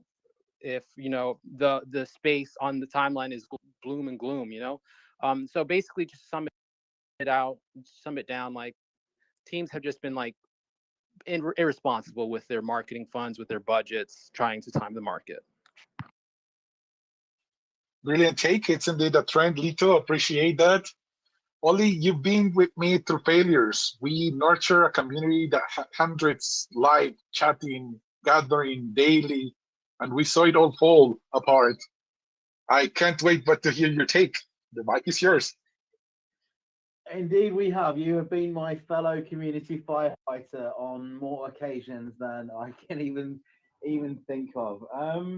I've got a maybe slightly controversial take, but it comes from my sort of not expertise, but my field being in sort of communications and brand building. I have a background in education, and for me, I saw that as a huge barrier for a long time, the education barrier, the lack of understanding. And I do still think that to a degree, but I've kind of flipped the way I look at it. And rather than going down, the education route, something we're seeing a lot in other sectors now, particularly DeFi, is actually the abstraction route. And for me, this is the way forward. Gamers want to play games. Gaming is built on immersion, and the less a player has to think about mechanics outside of the game loop itself, the deeper they will get into the flow of the game and become immersed. And Web3 in a lot of places, it currently kind of breaks that immersion at every step with everything from wallet setups and seed phrases to switching chains to gas fees to confusing UX. To us, the Web3 natives, these are normal. We're used to them, and we try to teach the rest of the world, but the rest of the world don't want to learn; they want to play. You don't read all of the spec of what's inside a PlayStation 5 before you buy it. You buy it because they told you it's better and you believe them. You don't need to know the ins and outs of every single tiny little thing. In fact, you don't really want to even deal with them. And this comes in so many different areas: custodial versus non-custodial. In terms of financial aspects, as I mentioned before, gamers want to play; they don't want to manage a portfolio. And yet, in a lot of Web3 games still today, the player has to do exactly that: understand liquidity, decide when to stake, navigate all kinds of financial infrastructure that your everyday gamer doesn't have to. Yes, they might deal with in-game coins, but that's it. That's where that technicality stops. And for me, abstracting as much of that as possible and giving them familiarity, that is the way to real mainstream success. People use crypto apps, DeFi, and feel just like their mobile banking apps. So why would you approach it any differently with a game, whether it's from the financial structure behind the game, the in-game economy, the gameplay itself? As much as we don't want to be Web 2, we want to still be Web 3. We need to bring these Web 2 users in with familiarity. And then once they're in, the inquisition and the curiosity will begin. They'll start to say, oh, hang on a minute, what's this here? Let's check this out. Oh, I've got 500 of these. What are these?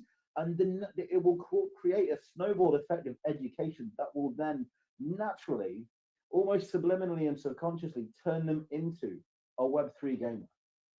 I didn't mean to go on quite so long there, but I hope that made sense.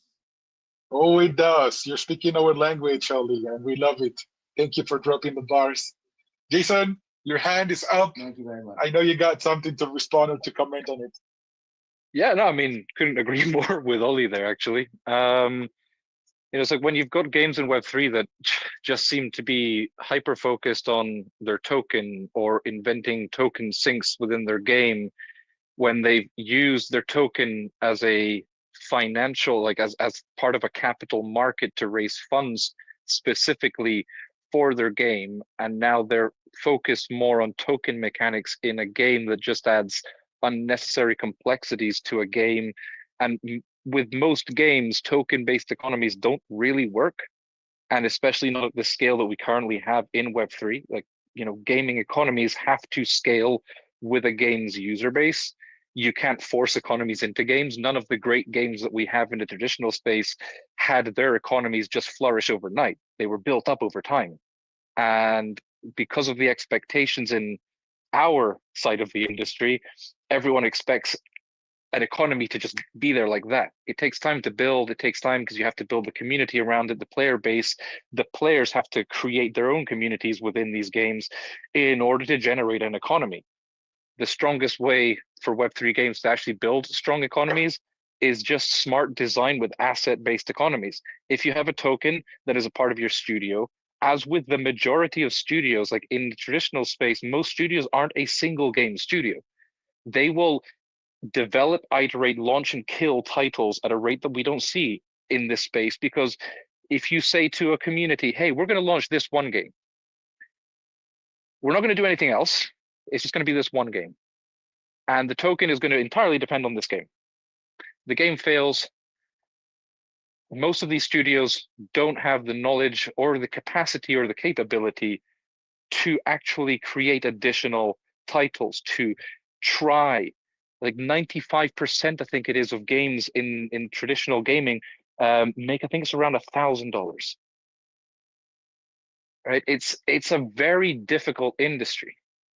The crypto space needs educating on how difficult it actually is to build killer titles. The studios in Web3 need to study this as well, because a lot of them are first-time studios. And it is also, you know, as part of a growing industry, the wider community should learn to support the builders in the space to try and understand these complexities. It's not, you know, not every failure is a rug pull. Right? Not every failure is a rug pull. And that is something that is really important to understand. Where a lot of them fail, there's so many different reasons. You could do an entire space just on the conversations I personally have had with many founders that have announced closure in this year alone. It is an incredibly difficult industry to build in without Web3. Now, when you add Web3 on top of it, you're just adding extra complexities to, to be able to build something that is beautiful, especially if you actually care about the purpose of that Web3 layer, which is the value that the players can actually get out of a game. Be smart about it, understand how economies function, especially in games, and iterate. Be flexible. Engage with your community to understand the needs, areas that need improvement, concepts, ideas, because the likelihood that you've got some pretty hardcore gamers that actually do also understand nuances of economies and might have great ideas based on obscure games that they've played, always be listening, because you can always learn something. Love it. That is the advice. Always be listening, because you can always continue learning this space. We have one of our best commanders, General Kev. Happy to bring you on the stage. Thank you for coming out, for requesting, and for raising your hand. Let the panel and the audience know who you are, and drop your takes, my man. Hey, Sir Choice. Many thanks for giving me this opportunity to speak to the community members. Fantastic to be here. Yeah, my name's General Kev Barefoot. I've been within this space for almost 4 years now. Have I seen projects fail? Guys, you've given me the microphone. That was the worst thing you could ever do. Can I tell you some stories about project failures? The stage is yours. I know, and I could speak all night, but I'm not going to do. I'll try and keep this as brief as possible. Guys, we've had some very enlightened replies here, and I agree wholeheartedly with all of them. Okay, there's many reasons that I've seen over the time why some fantastic projects have failed, and you're quite right with what you've said. It's not about rug pulls either. And you know what I've seen very recently within the Citadel and OSP, and they've got it right. And this will come as a nice surprise to most people. Yeah, they've got it right. Why have they got it right? They've got it right because they look at the members. They look at everybody as an individual and what they can provide for themselves, how they can value each and every individual. Okay. Now, I've been a community leader for a good 3 years out of those 4, put it that way. And the very thing that has failed within those projects is the underhanded way that they have treated their communities. The project leaders themselves, the creators of the project, have not involved every single member of that community to create their own value, no matter how big or small that member is. Okay, and this is something that I've seen within the Citadel and OSP. They value each and every member. They've got it right. And I've got to admit, guys, this is the one thing that has drawn my attention to you guys, okay? Because you're the only projects that I've seen within hundreds and thousands of projects that I've studied over the past few years. You've got it right. Now, when we look at the Web 3 compared to the Web 2, what have we got so much different? We could have a whole list of differences between the two. But there's one thing that people need to understand. The difference is the way of life. Everything is changing for Web3. And if we don't understand this from the get-go, then we're going to struggle to get people to understand Web3. You have to start at the beginning. So education is key. Okay, so everybody needs to understand that they need to help each other. Okay, we're all educated to certain levels. Some are more educated than others. But if we all help each other as a community, then we're all going to make Web3 as a whole so much better for each other. Okay, Web3 started off really great. I'm sure you'll all agree with that. But look how it plummeted. One of the main things that plummeted, one of the main reasons why it plummeted, in my opinion, was greed. Multi-level marketing hit Web3. And I'm not joking, guys, the amount of money that I saw changing hands with no respect for the community members whatsoever was phenomenal. It was money over community, money over the longevity of good projects, okay? And this is what I saw literally destroy Web3 for the last 6 months to a year. Now, where we are today, we're lucky to be where we are today, and we've got a lot of work to do. But let's face it, guys, we're lucky to have projects like the Citadel and OSP. I can't say it enough, guys. We're in the right place. We've got somebody of substance. We've got a community that care. Let's work together and take this to the top. I'm sure you all agree. Thank you, Sir Choice, for giving me this opportunity to talk tonight.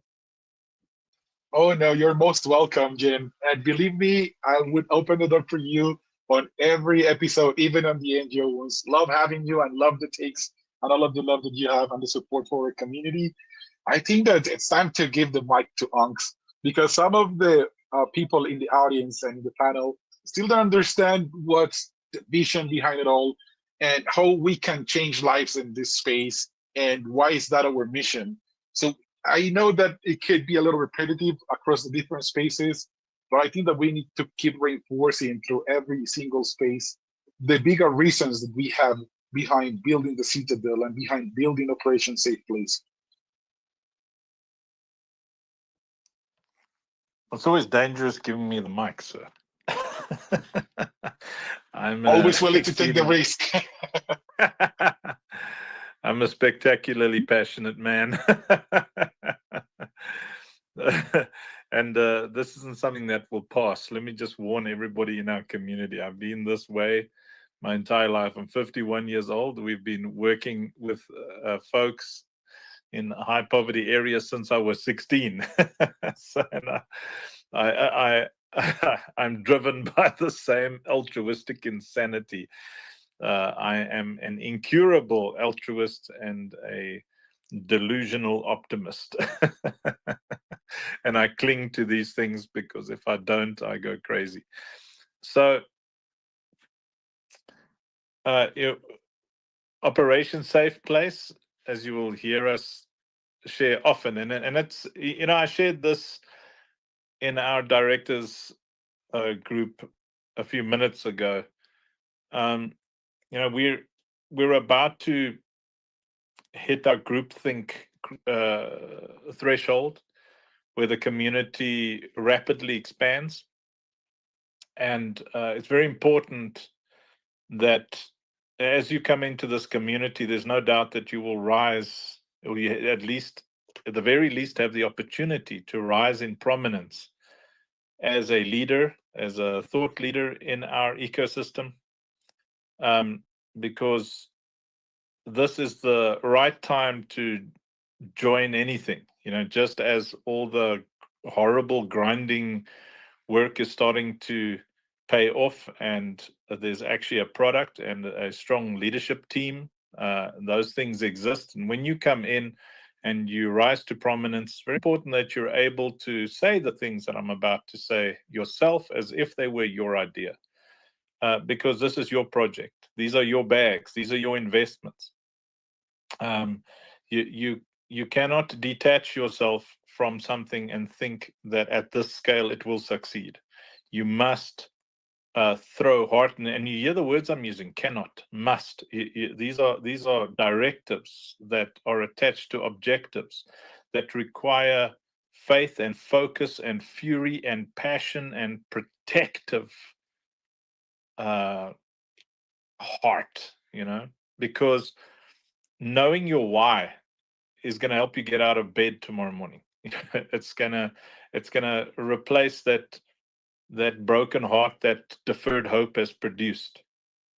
And our why is we came here to change lives. And many of you fantasize about changing somebody's life. You sit there with nothing in your life, no money in your account, struggling, not knowing where the next bit of money is going to come from, and you still sit there and think about buying somebody a house, buying somebody a car. And sometimes it's not, I'm not even talking about your mom or your dad. I mean, who doesn't want to do that? But I mean, you just see people and you think, man, I would just love to help them, and that is part of that desire that we all have, this inherency in a lot of mankind, where you are better than you think you are. Just because your self-preservation instinct is governing your every decision right now doesn't mean that you're selfish. It just means that your desire to take care of your community is just not possible right now. And that is the core of who we are in the Citadel and Operation Safe Place community. We embrace that part of who you are, that desire to bring change into other people's lives around you, is the core of who we are. Not everybody can be as crazy, as Kat and Mrs. Funk and our team are, to sacrifice their entire life to work amongst young people in very dangerous and needful places. But everybody can desire to change the life of one or two people around them, and that starts small. Everything starts as a seed. If you want to have a tree that is full of fruit, you have to first put down a seed and realize that that seed needs to be protected from the weeds. It has to be watered every day or two. While it's young, you've got to cover that thing up and protect it from frost in winter. You sometimes, if you're caring enough, you might even want to throw up netted shade over that young tree while it's growing, and understand that even if that tree has been perfectly grafted into another tree, it is still going to take 3 to 5 years for that thing to produce fruit. And if you built that thing from scratch, you planted that seed in the ground from scratch, it could take 7 to 10 years. It's a long-term commitment. And to maintain the emotional drive that you need to achieve that level of success, your why needs to be strong. You need to look around at the community that you want to bless. So you got to look around the community that you are and say, do I want to enrich the people around me? Do I want to can these guys last the duration of this battle? Will these people still be here in 3 years, 4 years, no matter what happens? Are they going to scatter? Are they going to flip and duck? Are they going to pump and dump? Or are they different? And I'm hoping you'd be able to say, are they like me? Not are they like Uncle Funk? Are they like you? Are they like Lito? Are they people who latch onto that why, latch onto that vision, and then build the heck out of it until that rocket lands on the moon? Small step for me, but a big step for my community. Can you hold on to your why? And our why is we came here to change lives. You've heard us speak about the NGO things that we do, but the lives that we talk about are not just the NGO activities. It's you. It's every person around us. It's the guy next to me. Every day I work with Rob and Leonard Blush, and Jason. I've chosen these guys, and Senior Choice and Joey. I've looked at these people, and many of you in here who I have incompetently left out. I look at you and B, yes, and I say, am I here to change that person's life? Am I happy here to be fighting this battle? Am I happy to wake up every day in the knowledge that everything I'm up to can potentially change Sammy Fide's life, Marcello's life, Ollie's life? Is what I'm doing here? Do I believe in this enough to achieve this goal inside of me? To bring not just superficial wealth into my own life, but to have this expanded community impact. Like that why is what drives us. We're altruistic, unashamedly so. We're unashamedly wholesome. I'm a man who believes in a present father. I'm a man who believes that a father who is driven to take care of his children and love his wife is the most incredible thing a man can be. That's what I believe. I'm driven. I honor it, and I know the depression that hits men when they can't provide for their families. I recognize that thing, and I ask myself that question every day: is how do I meaningfully in a community like what we're building be a part of the solution to that brokenness in men? How do I create a community that respects women,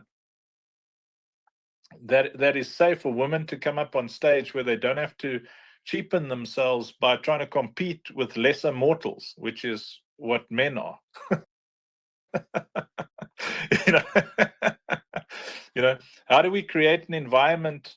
Because if you want to achieve greatness in a community, women must be prominent. They must have prominence in leadership, because women effortlessly will nurture and encourage, where men will drive and whip. And don't get too excited about that word, you naughty. But that is the why. Where does it all come from? It's our desire to change each other's lives in a meaningful way, to set a vocabulary that edifies, strengthens. It doesn't accuse. Our vocabulary doesn't it doesn't break people down. It doesn't tear into their character. It doesn't state suspicion as if it were fact. Our vocabulary doesn't make fun of the broken one. We don't try and position ourselves like a edgy teenager trying to be cool, saying things that he thinks the rest of his prefrontal cortex deficient friends think. We're not trying to impress our friends. We're trying to build our futures. And we build our future by building those to our left, to our right, those in front of us and those behind us. That's what drives this community. That's what will make us millionaires. Not, you can make yourself a millionaire if you're obsessed with your product and treating your customers as exit liquidity. But if you desire to create a community of millionaires, then you must be concerned with how they feel emotionally. Because as I ended my last soliloquy, emotional drive is the only treasure that matters. And if we can foster that in each other, we will change lives like you cannot believe.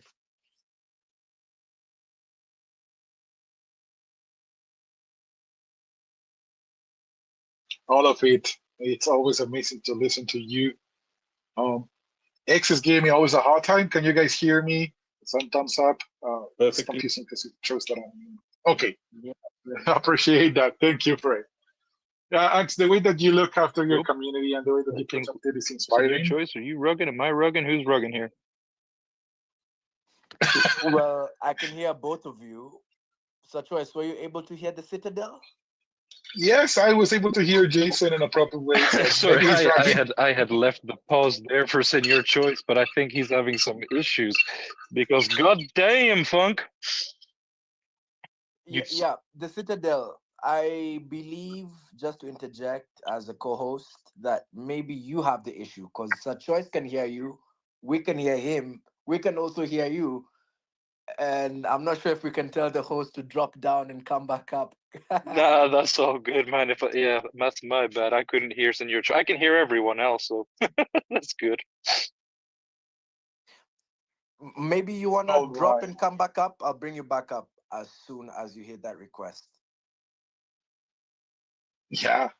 Mr. Console, yes. What do you think of what's been said so far? Like, I've never seen someone so passionately protecting his community, and I'm happy to be part of it because, indeed, I come from uh, projects that didn't have that in them, that had communities willing to give their hearts and souls, their time, put the efforts in, grind the hours, but they didn't have someone looking after them.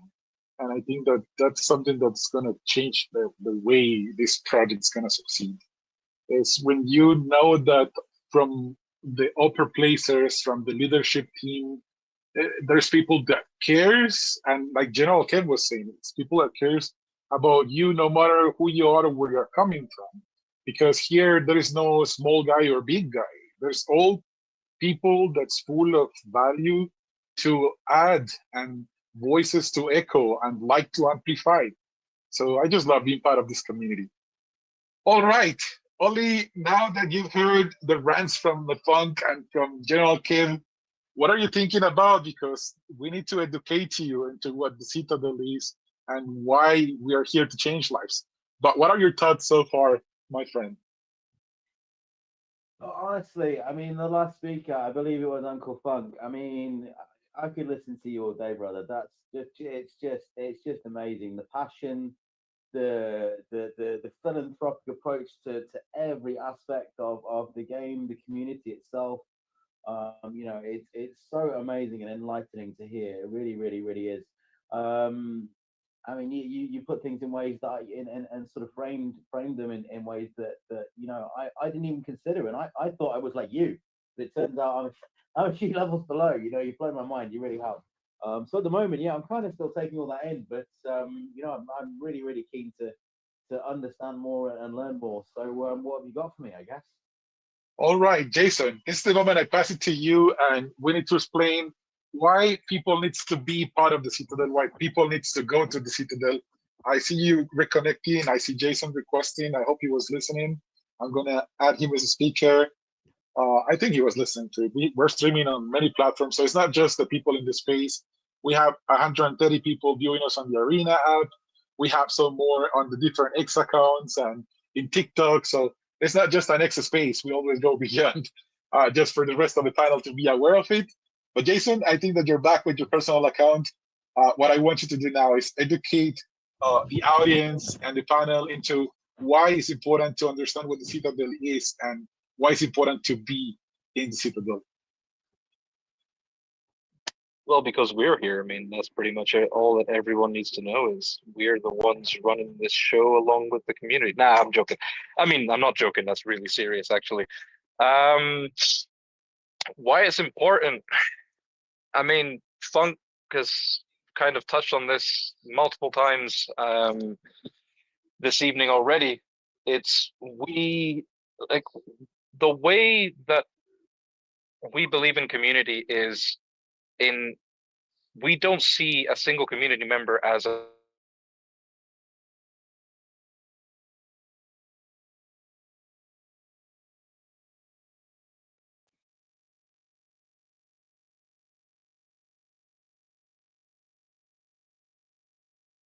there's entire profiles so that we can educate newcomers as well on like newcomers into the team as to insider jokes with the community, who comes from where. We've got community members that have been with us for the past 8 years through multiple projects. Like, we have been here for every cycle, and what we're building now is it's tangible, it's expansive. Like Operation Safe Place, Tower Defense is the first title of many. So there's many different game modes, many different game launches accessible to everyone, from mobile titles to PC-based titles and beyond. The Citadel itself is that all-encompassing platform where gamers can find all of the latest news. And when I say the latest news, I mean more news than you would even know how to find anywhere else. We aggregate the top news sources of all gaming content, the best and most recent offers for games within Web3 and in traditional gaming. The ability for you as a creator, as a community lead, as a guild owner, as a clan owner, to build your community from within the platform, to aggregate your chat so that you have one centralized system that you can manage all of your guilds from. We're building for gamers. We're building with gamers, and we're not building something that we can extract from at launch, right?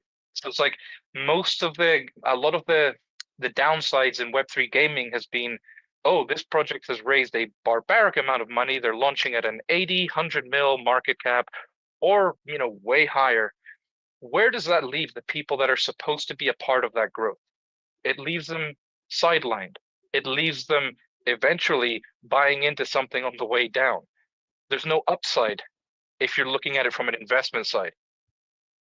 We build fair, we build publicly, we build transparently, and you can quite, borderline touch us because we're there building, streaming everything on Discord on a daily basis, multiple hours a day.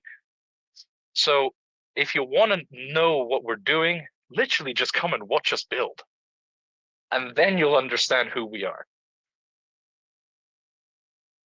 That's a call to action, Jason. I'm loving it. I can't believe that we're already 10 minutes past the hour. The time is always flying when you got so much wisdom being dropped on the space. I just don't want it to end, but I know that we gotta start wrapping up things. I gotta be respectful and mindful of everybody's schedule and time.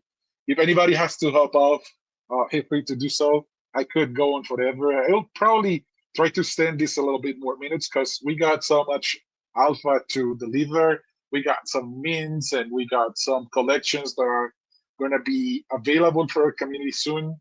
So let's drop some alpha for all of our community members. Let's tell them what's going to happen with the Doksuki, with the Katsus.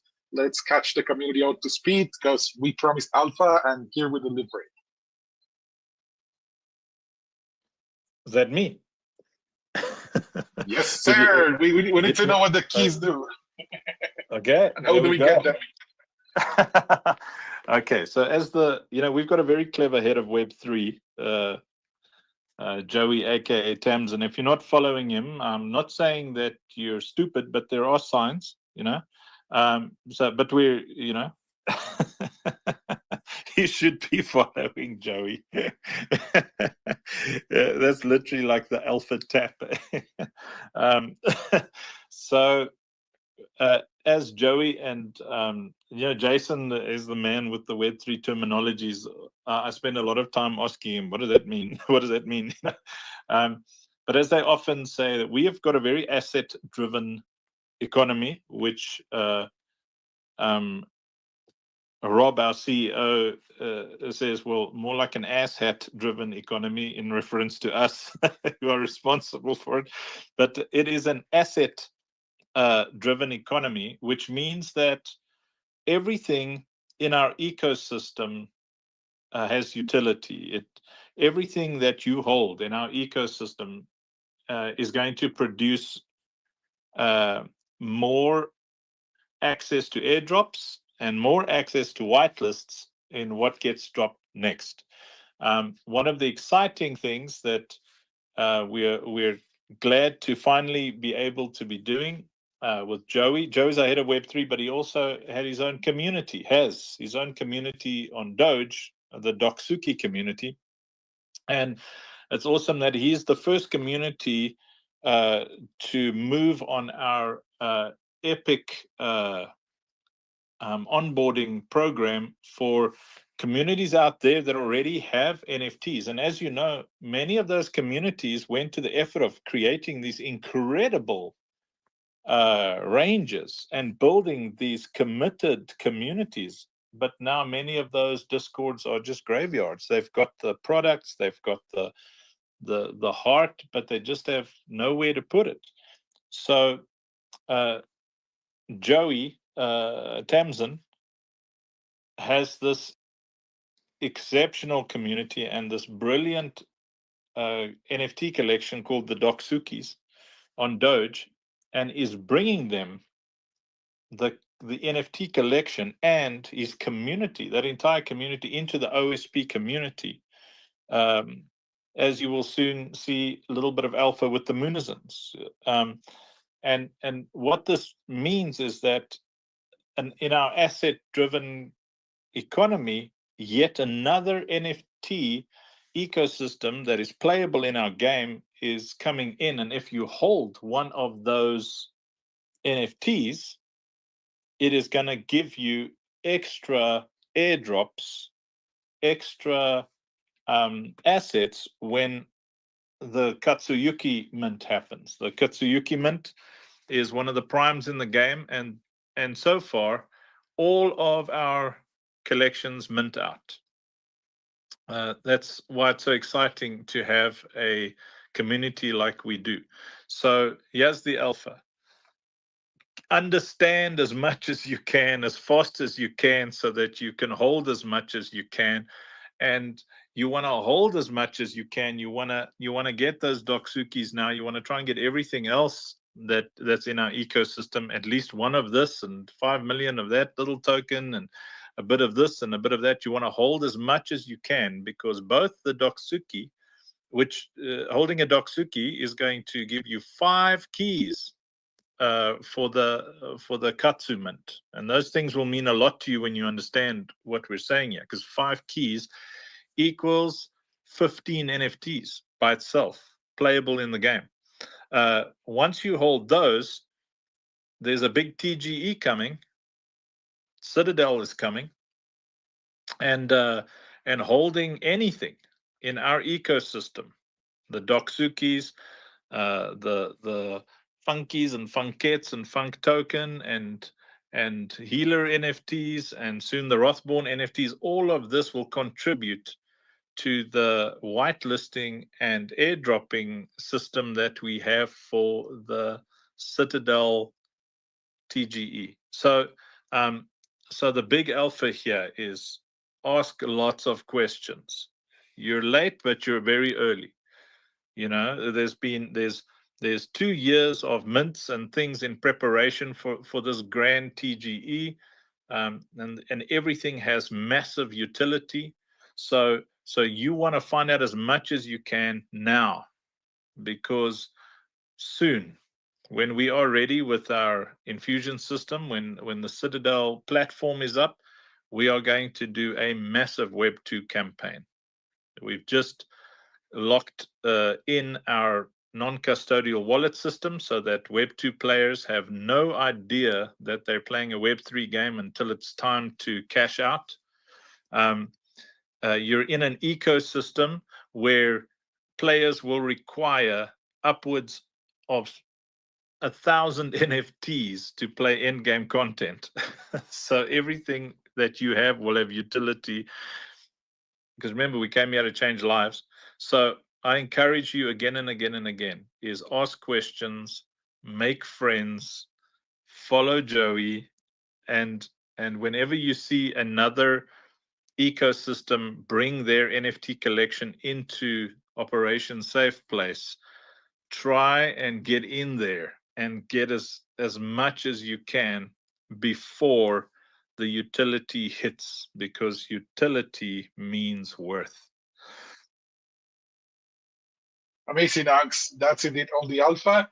Also, for those who want to try Operation Safe Place and get alpha access, you need a computer to run this at the moment, but we'll have a browser version available that it's different to what we have at the moment, but it's what we have is already mind-blowing. Onks has his background in the filmmaking industry, and he knows how to tell a story and how to drive emotions. I think that you already got that from the space. So yeah, I'll just use the link ahead, and you'll receive an email with early access. You'll be shocked and mind blown by what you see, but it's the product of 3 years of hard work, of teams sweating and barely sleeping day in and night out. Yeah, it was an amazing space. Time is flying so fast. We are almost 20 minutes past, so I'll just pass the hands to the goodbyes. Thank you all for tuning in, for staying with us so long. Much love to all of our community, to the people that's coming to understand our community. Marby, I see your hand, and I'll pass it to you, and then some wrap-up thoughts and some goodbyes so that we can start closing the stage. Okay, Jam, everyone. So I wanted to ask about I saw a post on Sir Chloe's page. I saw something about the acolytes. So is it part of like your SP ecosystem? Which name did you say? Part of the OSP ecosystem, the acolytes? Yeah, the NFT. Is it part of the ecosystem? Yes. Okay, so our collections and links are in the Discord, but you can find us on Magic Eden and OpenSea. And yes, we do have some acolytes that are that came from the Lucille keys. I do own some myself. So these are NFTs that give perks to your towers. They give some traits, some damage and stuff like this, and they have different rarities, and you'll be able to mix them. But please, before you make any purchase, double check the links within our Discord so that you're not buying into the wrong place or the wrong assets. Yeah, appreciate the question and appreciate your presence in the space, Marty. Yes. Thank you very much. Thank you very much. Nice. More than welcome. Ali, I'm holding you for long. I know that you got a busy schedule, but I am just so excited to catch up with you again. Much love. Like, we go way back in this industry, and I'm honored to have you sharing the stage. Some wrap-up thoughts and goodbye words.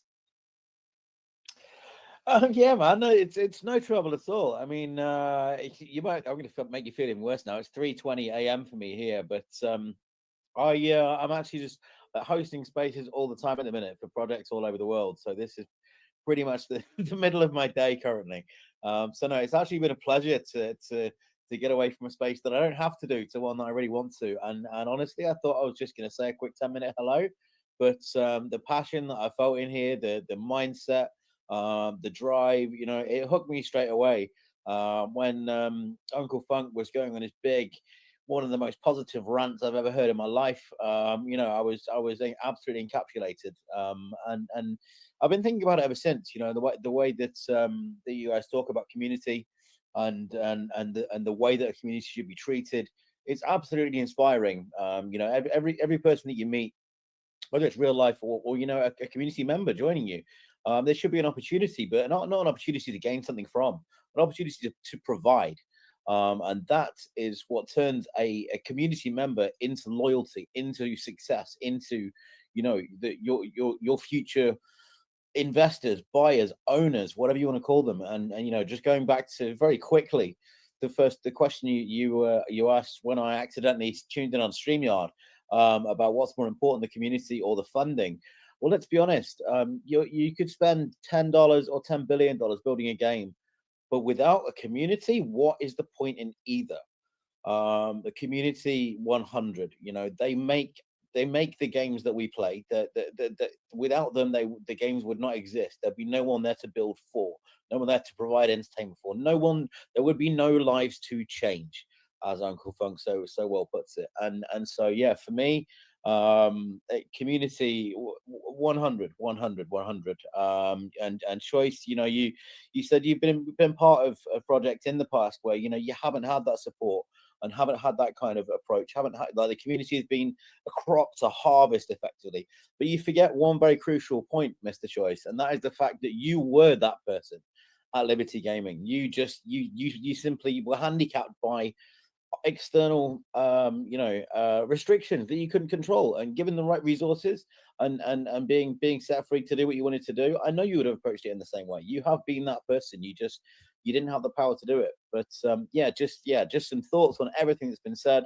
hugely inspiring conversation, and I will definitely be back for more. Cannot wait to find out more. So thank you for inviting me, and thank you for the opportunity. Much love to you all.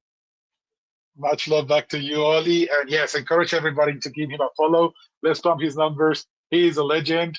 He's been cooking so much over the years, and he's an amazing person to be around. He is into the education industry before he jumped into Web3. And again, he can break down something complex and make it simple for anybody to digest. I think that's the best way I can describe Ollie. But yeah, please drop him a follow. He is going to deliver value and not fail on it for sure. All right, we are wrapping up. Jen, Kev, I'll pass you the mic to say your goodbyes. Mr. Consul, sorry for holding you for so long. I'll also give you the mic for you to say your goodbyes and your wrap-up thoughts. But yes, please, audience, listeners, follow everybody here. It's always legends. And if I'm telling you, follow these guys because I really mean it. You won't be disappointed. General Kev, the microphone is yours. Okay, Sid Joyce, many thanks for that. Wow, what a space. This has been an awesome evening this evening, guys. Very pleased to have dropped in this evening. Most of the time I can just drop in and listen because I'm multitasking. And this evening I'm lucky enough to be able to join in the conversation. And how powerful was this? I've got one word to say, guys. Unleashed. Unleashed. Let's unleash the love. Let's unleash the value that we are seeing tonight in the community. Yeah, let's remember that word, unleash, because that's what I'm seeing this evening in this community. People starting to believe in what they truly are. Okay, like somebody's just mentioned that Sir Choice felt restricted in all those months and years prior to where he is now. I know that feeling. I know that feeling. And you know your own values, guys. Unleash them, because now you're being given the opportunity. Okay. So my last words for tonight is take a moment in each and every day to nurture your own values and just share a bit of your own love in the community. Okay. Good evening, everyone. I'll speak to you soon. Thank you, Sir Choice. Thank you, General Kev, for all of the wisdom and the beautiful words. We appreciate you. You know it.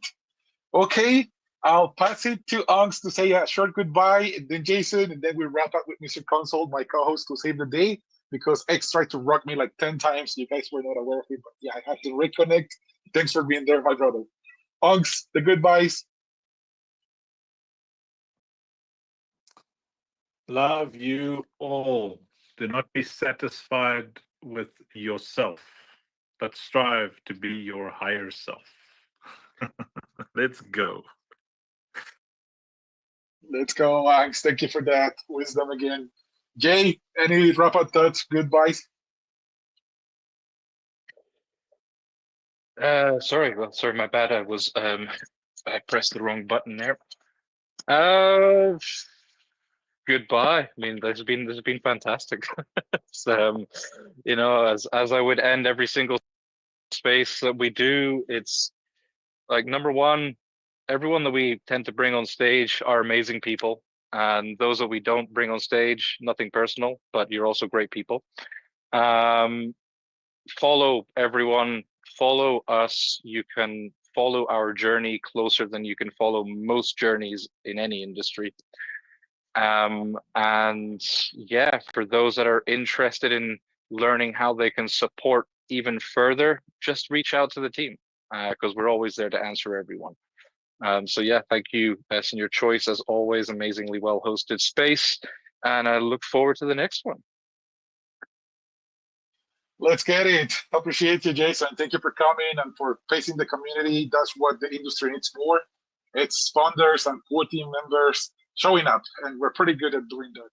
We got our core team and developers working day in and day out publicly on the Discord channels. You can go and chat with them and see what they're up to, what they're fixing, what's the new bug, what's the new glitch. We're always cooking. Mr. Council, I kept you for the last because there's much love for you. There's so much bigger love for you. Appreciate you big time for all of the support. Brother, your vibes are next level, so I'll leave it to you to wrap up this space. Thank you very, very much. This space has been excellent. The game night was even better. I really enjoyed these discussions where we're talking community because I'm a professional community builder. And I can tell you for free the theory, the textbook explanation of how to go about building community makes it seem so simple until you're actually dealing with the human beings who have different emotions, different personalities, who in this digital space have different cultures. But whenever I hear the speakers who have spoken today speak about community, I hear them share their experience and them understanding the people they lead. It's been a really fantastic space. We've quite literally covered a vast array of topics. I love listening to such spaces. Thank you for honoring me as a co host. Do not feel bad that, you kept me till the end and things of that degree, because these are the spaces where Uncle Funk is present, Jason is present, Lito was here. We have the General, we have Ollie, we have Marv who stepped up. These are the spaces worth listening to. And that is very evident due to the listeners that have joined us all through. I'm seeing your emoji, guys. When we say community, we say you guys. So thank you, listeners, for supporting this project. Thank you for supporting these spaces. And next week, we'll be rocking and rolling at the same time, same place, with the same marvelous host. Congratulations on a great space, choice. Thank you so much, man. Much love. Yeah, for all of our community, for all of the supporters, for everyone in the audience and in the panel, just much love to all of you. Keep being amazing. Like Unc said, keep polishing yourself, keep becoming that better version of yourself. Everybody's so full of potential and much to deliver. Find what you're good at and bet on it. Bet on yourselves and yeah, connect with people that believes in you too. That's gonna accelerate your results. So let's keep building. Let's keep building the future of this industry, and let's keep changing more lives. That's what we came here for. Thank you all, and have a fantastic rest of the week, the day, morning, evening, night, whatever you're in the world. You're all amazing. Cheers.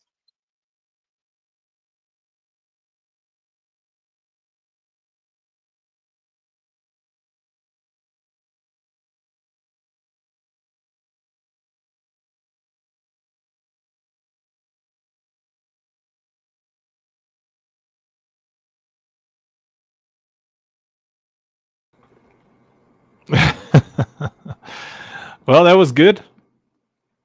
I trust that everybody had a good time, learned some good stuff. And to everybody on the Facebooks and the X and the YouTubes and all that kind of thing, thank you for tuning in. And here's a healthy goodbye.